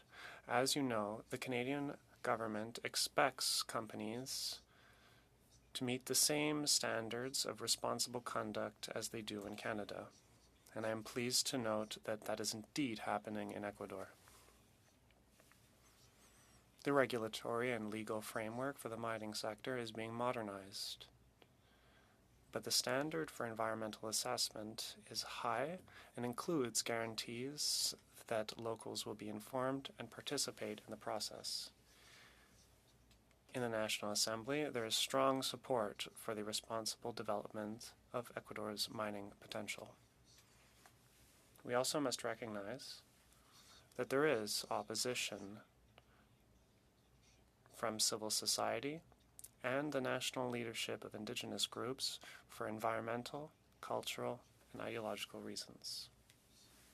We must also recognize the strong and growing presence of illegal mining, which is linked to narco-criminal groups, as well as its contribution to environmental contamination and security problems in Ecuador. Mr. Chair, there were some questions with respect to oil in the last meeting. Ambassador, I hate to interrupt, but you're at about 8.5 minutes when we said 5. So are you? I'm trying to give you as much latitude as I can. Are you close? I'm just about to finish, but Great. I thought I could answer some of those questions that I wasn't able to. You will have an opportunity to answer questions today. I can assure you. There's a number of members, I'm sure, that will ask. So if you were just going to try and answer some questions, I'm going to suggest we turn to questions. Okay, wonderful. As you wish. We will go to the first round, and that will be Mr. Genereux for 6 minutes. Thank you, Mr. Chair. Mr. Foster, he doesn't have any opening comments. No, it's just okay. All right, then I will start my watch here. Thank you both, His Excellency and Mr. Foster for joining us today. I guess just so I understand what the process is, we're in the pre-component of the negotiations, but where does it begin for you, Mr. Foster? Is there a direction from the minister in terms of your mandate and how the negotiations begin? Is it come from Ecuador itself? Is it a combination of the two? I guess kind of explaining the process that we're in now and where we're heading. Question. I guess this gets at sort of the life cycle of a trade negotiation. What we usually begin, just about always, with what we call exploratory discussions, which were undertook over the last year, more or less, and those were launched by Minister Ng and her previous Ecuadorian counterpart about a year ago, a little bit more. That involves a series of meetings between all the different expert-level groups that compose a free trade agreement negotiation, usually presenting past models, discussing ongoing policy reviews and policy thinking, to arrive at a sort of common expectation about whether it's an appropriate partner to proceed with.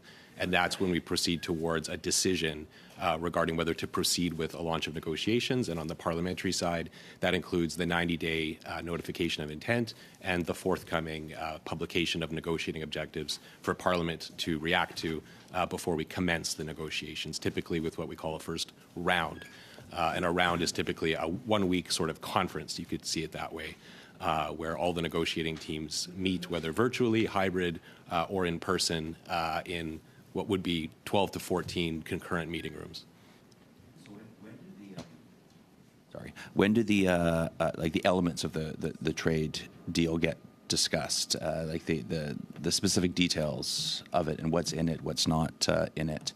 Is that from the minister to your team and saying, this is what I want to put in it? Is your team go and say, this is what we should put in it, Minister? Is there, I guess, trying to understand the back and forth narrative between you and the minister? Well, every international treaty negotiation mandate, including a trade negotiation mandate, does emanate from a cabinet mandate process, but then also details will be informed by various policy inputs. That would include stakeholder consultations, provinces and territories, and the process that you're going through here today. Okay, I guess getting to, like, we've seen a number of elements of trade deals that have included some of the carbon pricing, for example, in the latest trade deal. Is that with Ukraine? Is that something that has been mandated to you as part of the negotiation process you're in right now? I would say that right now we are in the parliamentary notification period. All of our expert groups responsible for the different chapters are working on those chapters right now. We don't have authority to complete and table text until the parliamentary process has run out. And we're going to be looking forward to your study, among other inputs, to finalize what it is that is ultimately tabled in the negotiations and discussed with the partner. Can you answer if carbon pricing has come up in the negotiation process so far? The negotiation process has not started yet. So during the exploratory discussions, we would have shared existing texts from various agreements, but not formal text proposals, if you will. We don't have a mandate to do so yet. Has somebody raised carbon pricing with you? Well, internally, we're looking at all of our chapters, including that one, but no decision has been taken yet on a final text, including what its contents would be on that issue. When does that decision, what timeline are we looking at for when that would become? That would be following both the 90-day notification of intent period that we're in right now in Parliament and the 30-day period of publication of high-level negotiating objectives. So it's safe to say that somebody has raised carbon pricing already as part of this trade deal. Carbon pricing cooperation provision contained in one of our agreements is one of many agreements that are used to consider what options are to table. No decision has been taken. But it has been raised.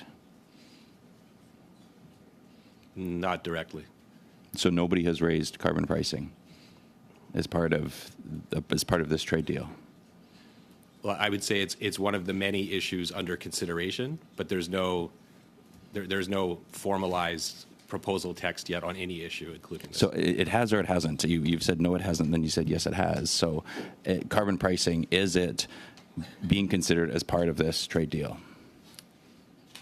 Discussions are ongoing about what would be included, and I will err towards the side of yes, it has been discussed and considered, and we're looking forward to hearing feedback from this committee as a part of final decision-making. It's been raised from the minister's office. No. Unfortunately, that's your time, Mr. Genereux. I will now turn to Mr. Sheehan for 6 minutes. Thank you very much, Mr. Chair. And my question is to His Excellency. You've been in this position now for a couple of years, I understand, and you've made some excellent testimony and some great observations. And I'd like to hear from you what this FTA, this free trade agreement, if signed between Canada and Ecuador, might do what they call, in additional benefits for soft powers, for diplomatic benefits from your view between, our country, between our embassy in Ecuador and vice versa into Canada. So if you wouldn't mind spending a little time on that. Yes, thank you, Mr. Speaker. As I mentioned in my opening remarks, this trade deal and a comprehensive modern trade deal with a country such as Canada is extremely important for Ecuador. That's what I'm hearing from the authorities. That's what I've heard from the president, from the foreign minister, from the trade minister. They see this as kind of entering the big leagues in a sense. Yes, they have a trade deal with the EU, but they're very much looking forward to a trade deal with Canada that will have modern chapters on issues such as Indigenous issues, women, and the environment. And this, I think, early in the administration, in the current administration, to be able to advance with this deal is also for them a message of support for Ecuador, a message that Ecuador is moving ahead, is opening up, and is open for business, including Canadian business. I think this helps to position Canada because of this goodwill for new opportunities in Ecuador. I did mention that there are, for example, opportunities in infrastructure. So beyond, everyone talks about the mining sector, but there are many opportunities beyond this. Those are on the investment side. On the trade side, and export side, I think that if the economy grows and if it diversifies here, which is very much the objective of the government and many members of the National Assembly, that there could be opportunities in machinery exports, for example, as well as increasing the existing products that we export. And they're also very interested in seeing Ecuadorian products in Canadian stores, as some of the previous witnesses have testified about. So I think this will really, really help to position Canada as a friend of Ecuador and to achieve influence in other areas as well. And just a follow-up question. You'd mentioned some of the other trade deals that have been negotiated or are being negotiated. Now, I don't know if this is a diplomatic question or technical question, so I'll let the ambassador or perhaps Mr. Foster answer this. What might happen, and how could those influence the negotiations that are happening right now between Canada and Ecuador? For instance, they're negotiating. Are they trying to negotiate the same things, or are all their deals a little bit different? If you're able to answer that. I think I'll take that one. Ecuador's trade agreements vary quite a bit between more limited scope, goods-only focus with China, for example, and a far more comprehensive set of agreements with Korea and Costa Rica most recently. Interesting. The other question that I had too as well was there's been a very big consultation process with agriculture, mining that's been mentioned, various extractive industries and fisheries. Have the Ecuadorians also undergone a consultative process, and what did it look like both for Canada and Ecuador? Well, I'll speak to the Canadian process, and I'll let Ambassador speak to the process on the ground in Ecuador. For us, it was a Canada Gazette-based public consultation where we heard from interested stakeholders, some of whom we followed up with subsequent meetings. And also leading up to, we basically have an open door policy with stakeholders on an ongoing rolling basis. And so this parliamentary process now is yielding some new interest and learning from who comes to testify with you and from our provinces and territories who are also reaching out. Our provincial territorial governments are reaching out to stakeholders to solicit yet more feedback. But over to Ambassador for the Ecuadorian side.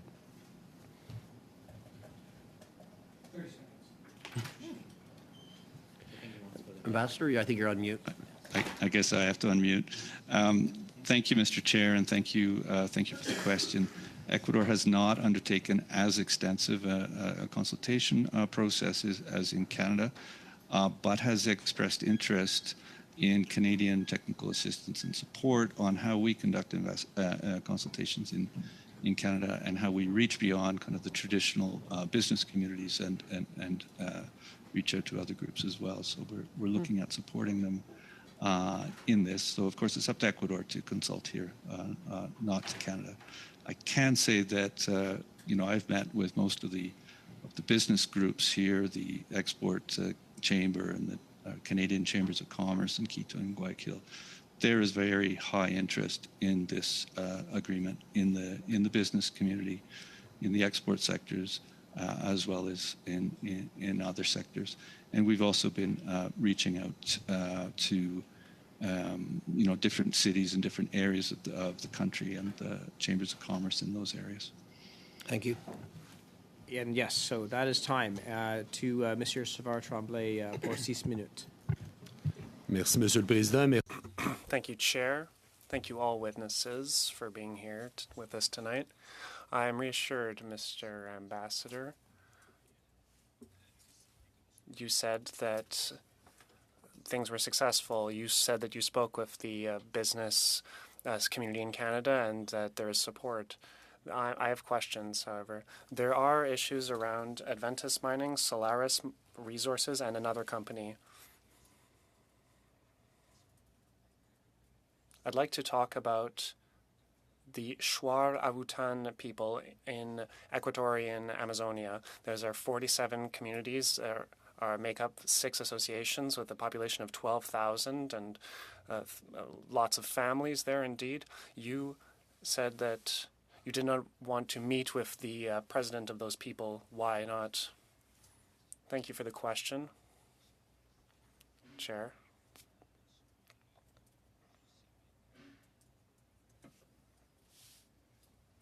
At that time, I knew that the company was in the negotiation process and was talking with various communities in the region where the project was going to take place. I did not want to intervene in those conversations.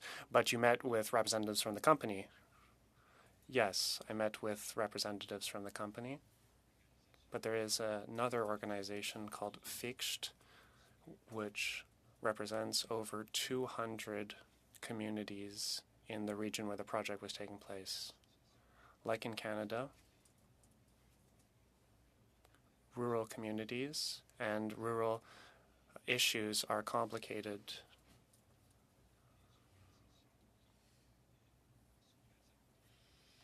Organizations come and step forward as representatives of communities or as various communities, and it's not up to us to decide who is the true representatives. Wait a minute, Ambassador, you said you did not want to meet with the people of the Shuar-Otum because they were talking with the company. We know that there were discussions. The company recognizes that it's not up to you to decide, but you said that you met with the company. You said that you didn't want to intervene, but you met with one party instead of the other. I'm trying to look for the logic here. But anyways, I'll ask you another question.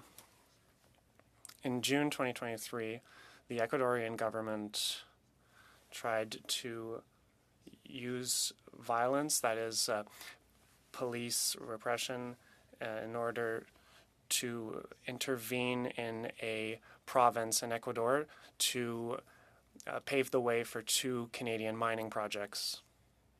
The United Nations High Commissioner on Human Rights in a media statement in June said that the people directly affected by mining projects should be heard from and not repressed. You went to that same region and you said in an interview that you were able to verify and make sure that the project was, and I quote you, a productive investment that has support from the community. Just contrary, rather, to the High Commissioner, you did not denounce the violence.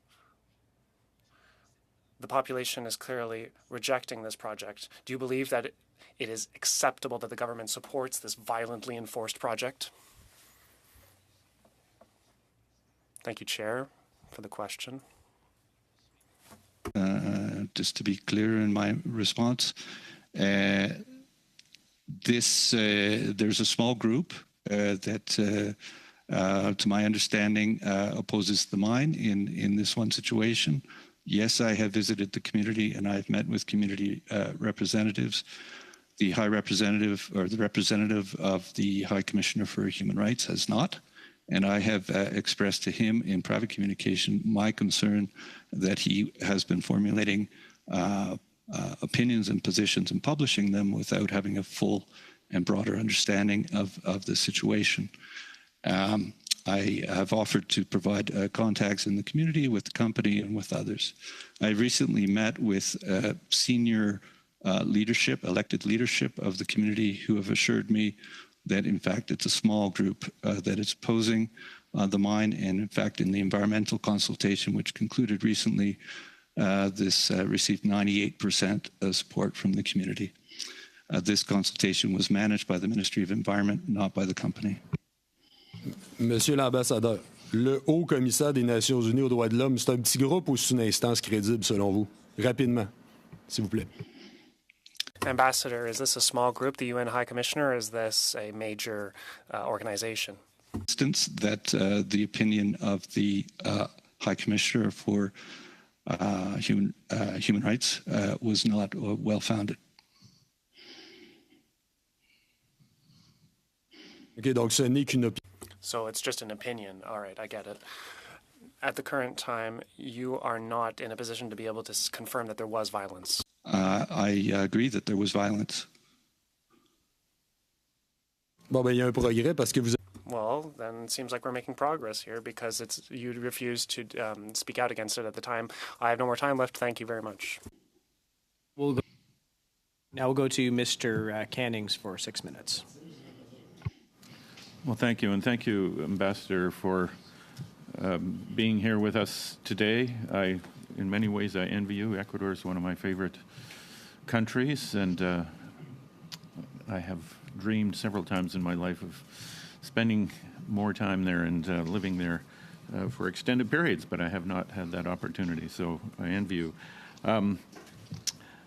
I just want to follow on with what Monsieur Savard-Tremblay was talking about. There seems to be a pattern, whether first of all, we have Canada as a major investor in Ecuador, and it seems the major part of that investment is in mining. So Canada's big interests in the country and presumably in this free trade agreement revolves around that fact. And we have a history in Ecuador of a previous government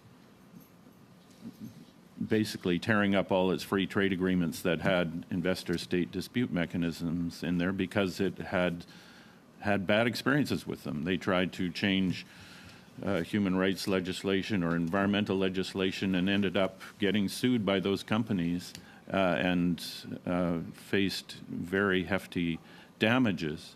And so they said, we want to have that sovereignty back. We're going to get rid of that. It's in the Constitution that you can't do that.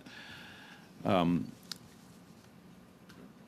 guess I asked this of a previous witness. We have, in one sense, Canada saying we need this investor-state dispute mechanisms in here to protect, and I would argue, largely our mining companies that are active there, because they don't want a government in the future to say, actually, we want to protect our people, we want to protect our environment. And yet we're going to have, I'm sure, chapters in this agreement that says we have to protect human rights, we have to protect the environment, we have to protect labor laws, we have to protect women.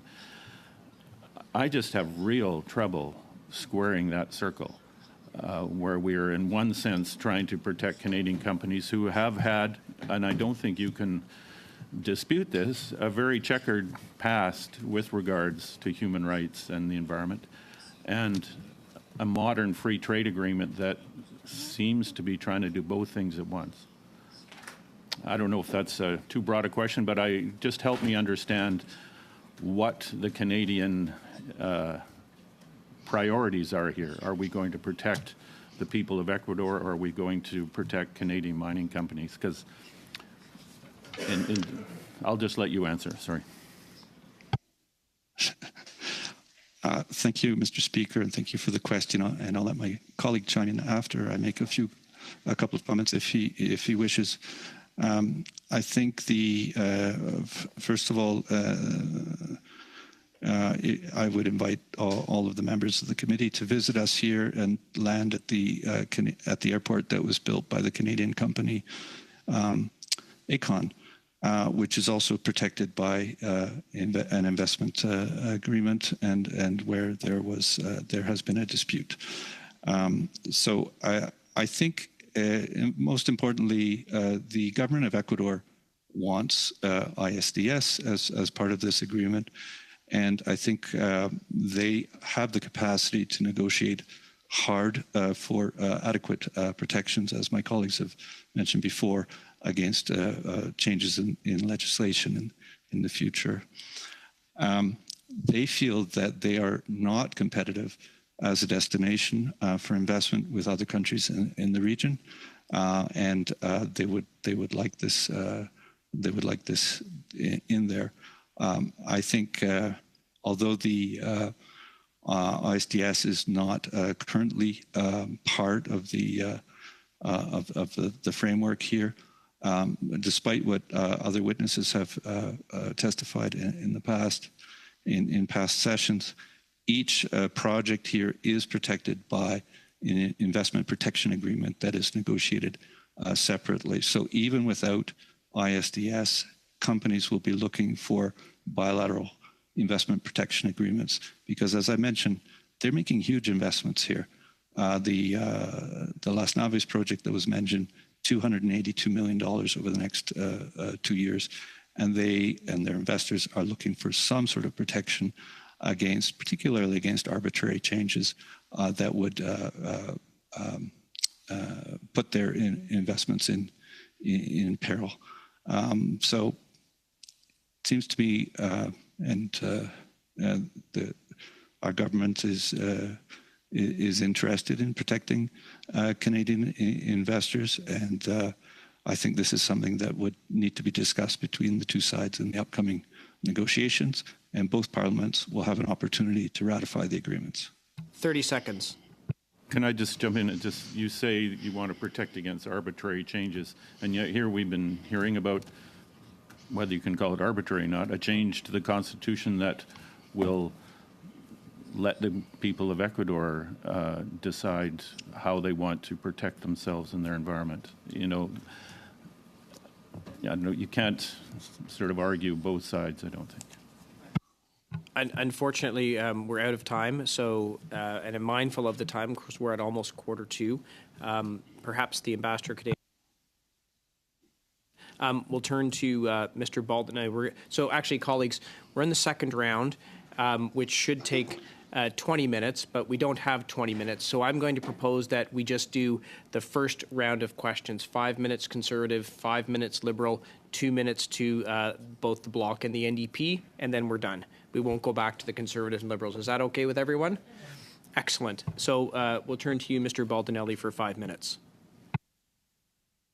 Thank you, Chair.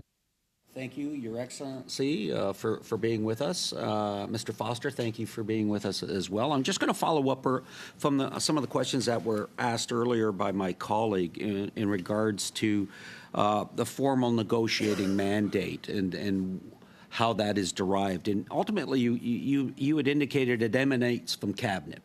And right now, you had mentioned about exploratory discussions taking place with Ecuador and Canada, and you're sharing kind of templates and other past agreements that Canada has entered into, because we had asked the question with regards to carbon pricing and asking whether or not the inclusion of carbon pricing has been discussed. And you had mentioned probably through those exploratory talks and sharing of previous agreements that they had. Would we have gotten, or could you share what the views of Ecuador has been on that being raised? Well, I guess I would say that the exploratory discussions really played out up until the summer, start of the fall, and the particular debate around carbon pricing cooperation provisions hadn't really come up yet. In terms of the Ukraine process. So what I can say is that Ecuador is very keen to pursue environment provisions in an agreement, but I don't think that we touched on carbon pricing specifically in the exploratory discussions. I ask that because, Ambassador, and you had mentioned in your discussions, in your opening remarks, you had talked about a free trade agreement with Ecuador is going to be more than a trade deal. It helps bring about stability, and stability will bring about economic growth. However, if you look back at the history of Ecuador, in 2019, when the government at the time reduced fuel subsidies, there were riots in the streets. So again, we're looking at the government in Ecuador declared a state of emergency on January 8th, 2024, and a nationwide state of internal armed conflict on January 9th, 2024. Seeing that the instability that was raised by issues such as riots for fuel subsidies, do you think it would be wise for the Canadian government to propose adding a carbon tax into a trade agreement with a company or with a country that has stability issues right now? And if anything, Ecuador is looking to reach agreements to bring about stability. I'd go with Mr. Foster first. Well, I guess I would start by saying that Canada will not and has not imposed a carbon tax through any trade agreement. We have included, in one instance, cooperation-based provisions on with the words carbon pricing, but about climate change more generally, that commit parties to get together and talk about climate change policy. With regards to the facts on the ground, I would defer to the ambassador.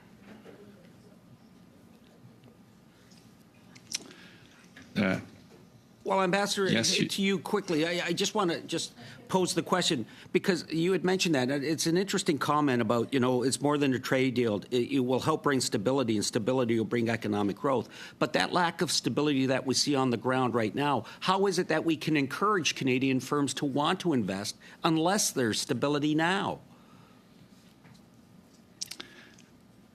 Thank you, Mr. Chair. Yes, the honourable member is absolutely accurate that we're looking for stability, and the government is looking for stability. And a free trade agreement with Canada and with other countries is part of bringing that stability and part of bringing new investment to Ecuador. I could mention that the issue of reduction of fuel subsidies is on the agenda. Right now, there are at least $5 billion a year out of the national budget going to fuel subsidies, and many parties in the government and in the Assembly are interested in reducing that to help build fiscal stability within the country. 30 seconds. I'll cede my time. Then I'm gonna actually take your time, Mr. Baldinelli. Mr. Foster, has an economic analysis been done on what the potential gains in trade with Canada-Ecuador would be for Canada? And if so, could you table that analysis for the committee so we understand what the actual potential economic gain is? Because so far no one's been able to tell us what that would look like. An initial economic analysis has been undertaken. I believe that we intend to share a summary, if one has not been shared already, with the committee, and that we'll endeavor to do so. It hasn't. Please share, and that's my time. We will now turn to Mr. Aria for 5 minutes. Thank you, Mr. Chair. Ambassador Porter, my question is to you. Whenever a massive investment is done in any country, whether in Asia, Africa, Latin America, or even in Canada, especially in a democratic country, when a major investment is made, there will always be some people, who will be opposing it. For example, in Quebec, the Swedish company Northvolt is investing billions of dollars in setting up a battery plant, and we have some Canadians opposing that project. Similarly, in Ecuador, when Canadian companies have made massive investment in the mining operations, few thousand people may object. But considering the economic potential for Ecuador, the economic benefits that brings to the country and its people, considering the social infrastructure that gets built in Ecuador due to this economic investment, in your opinion, do majority of the people Ecuador and the government duly elected by the majority of the people Ecuador welcome these investments in the mining sector? Mr. Chair, I'm sorry, I caught the first part. Was that question for me? Yes.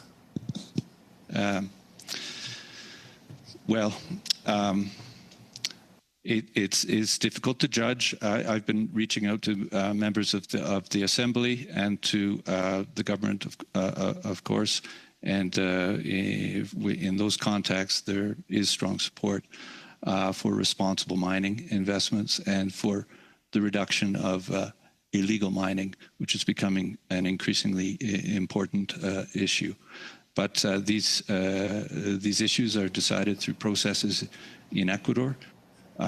Some of them are democratic processes like referendums and elections, and others at the local level where there are consultations and processes for community participation. Thank you, Ambassador. Mr. Foster, sometime we have heard a view that Ecuador is a small market. Why should we spend our time negotiating a free trade deal? In your opinion, whether it's a big trade agreement like the CUSUMA or the CITA, or the CPTPP, Canada being a trading nation with our 67% of our GDP that comes from international trade, on which our prosperity lies. Do you think that we have to focus wherever the opportunity is available to have free trade agreement that can benefit our small exporters like the agricultural farmers or the agriculture food manufacturers. And secondly, if we don't have agreements wherever it is possible, are we going to open doors for the competitors, for Canadian exporters, to have free trade agreements in those countries? Questions.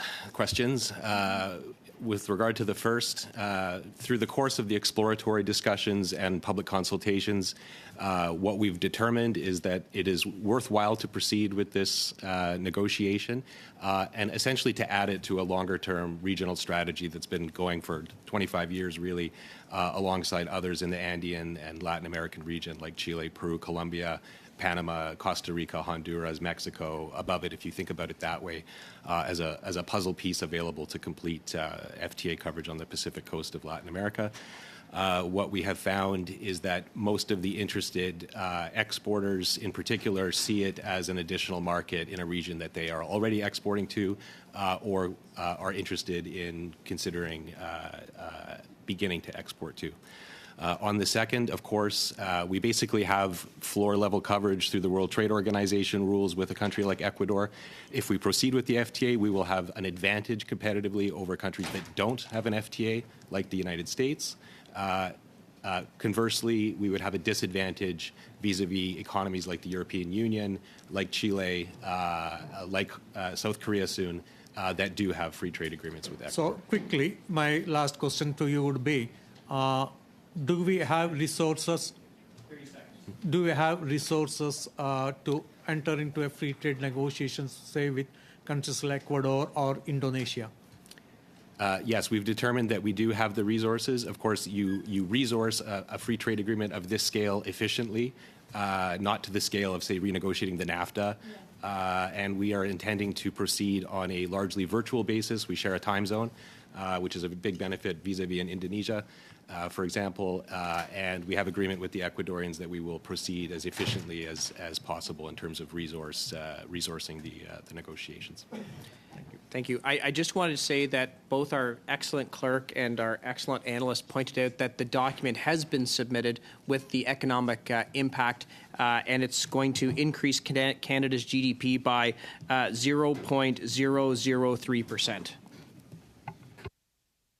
And we will now turn to Monsieur Savard Tremblay for 2.5 minutes. Oui, Monsieur l'Ambassadeur, écoutez. Ambassador, Tuesday, we received some very concerning information that a bomb would have allegedly gone off in the home of a young woman in Lago Agrio. This young woman was in a trial against companies for doing some very bad things in their communities, and one of them is a Canadian company. Last week, this young woman went with other advocates to the Ecuadorian Congress, and they spoke out against the authorities that did not implement the decision of Parliament in the way that would have convened them. You have been tagged on this news. What measures is Canada taking to defend these young Amazonian advocates who are facing peril in Ecuador? On ne vous entend pas. You're on mute. Thank you, Mr. Chair.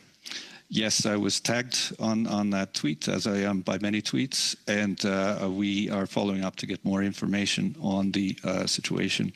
I can mention, Mr. Chair, that we have on many occasions offered to the Ecuadorian government Canadian technology for controlling gas flaring, which we consider to be also an important concern in this country.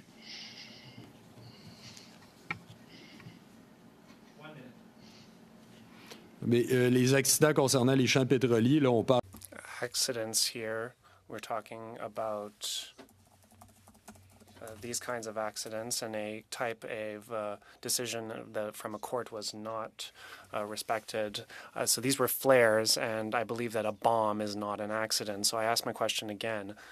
I'm not talking about the projects and the mines. I'm talking about the advocates and the militants on the ground. Will Canada be taking any measures to defend these young Amazonian advocates?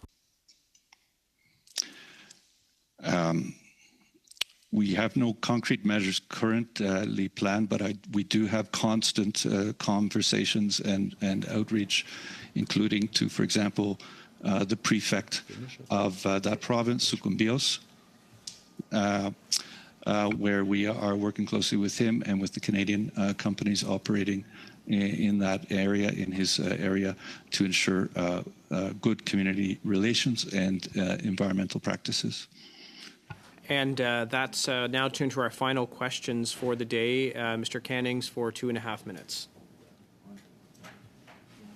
Well, thank you. And I'll continue along that line. You know, just this morning, the PSHA, an indigenous group from the Amazon, has filed a complaint against Solaris Resources, a Canadian company, in the British Columbia Securities Commission because they feel that Solaris has been misleading its investors, its shareholders, about, claiming they have consent from local peoples over this mining project.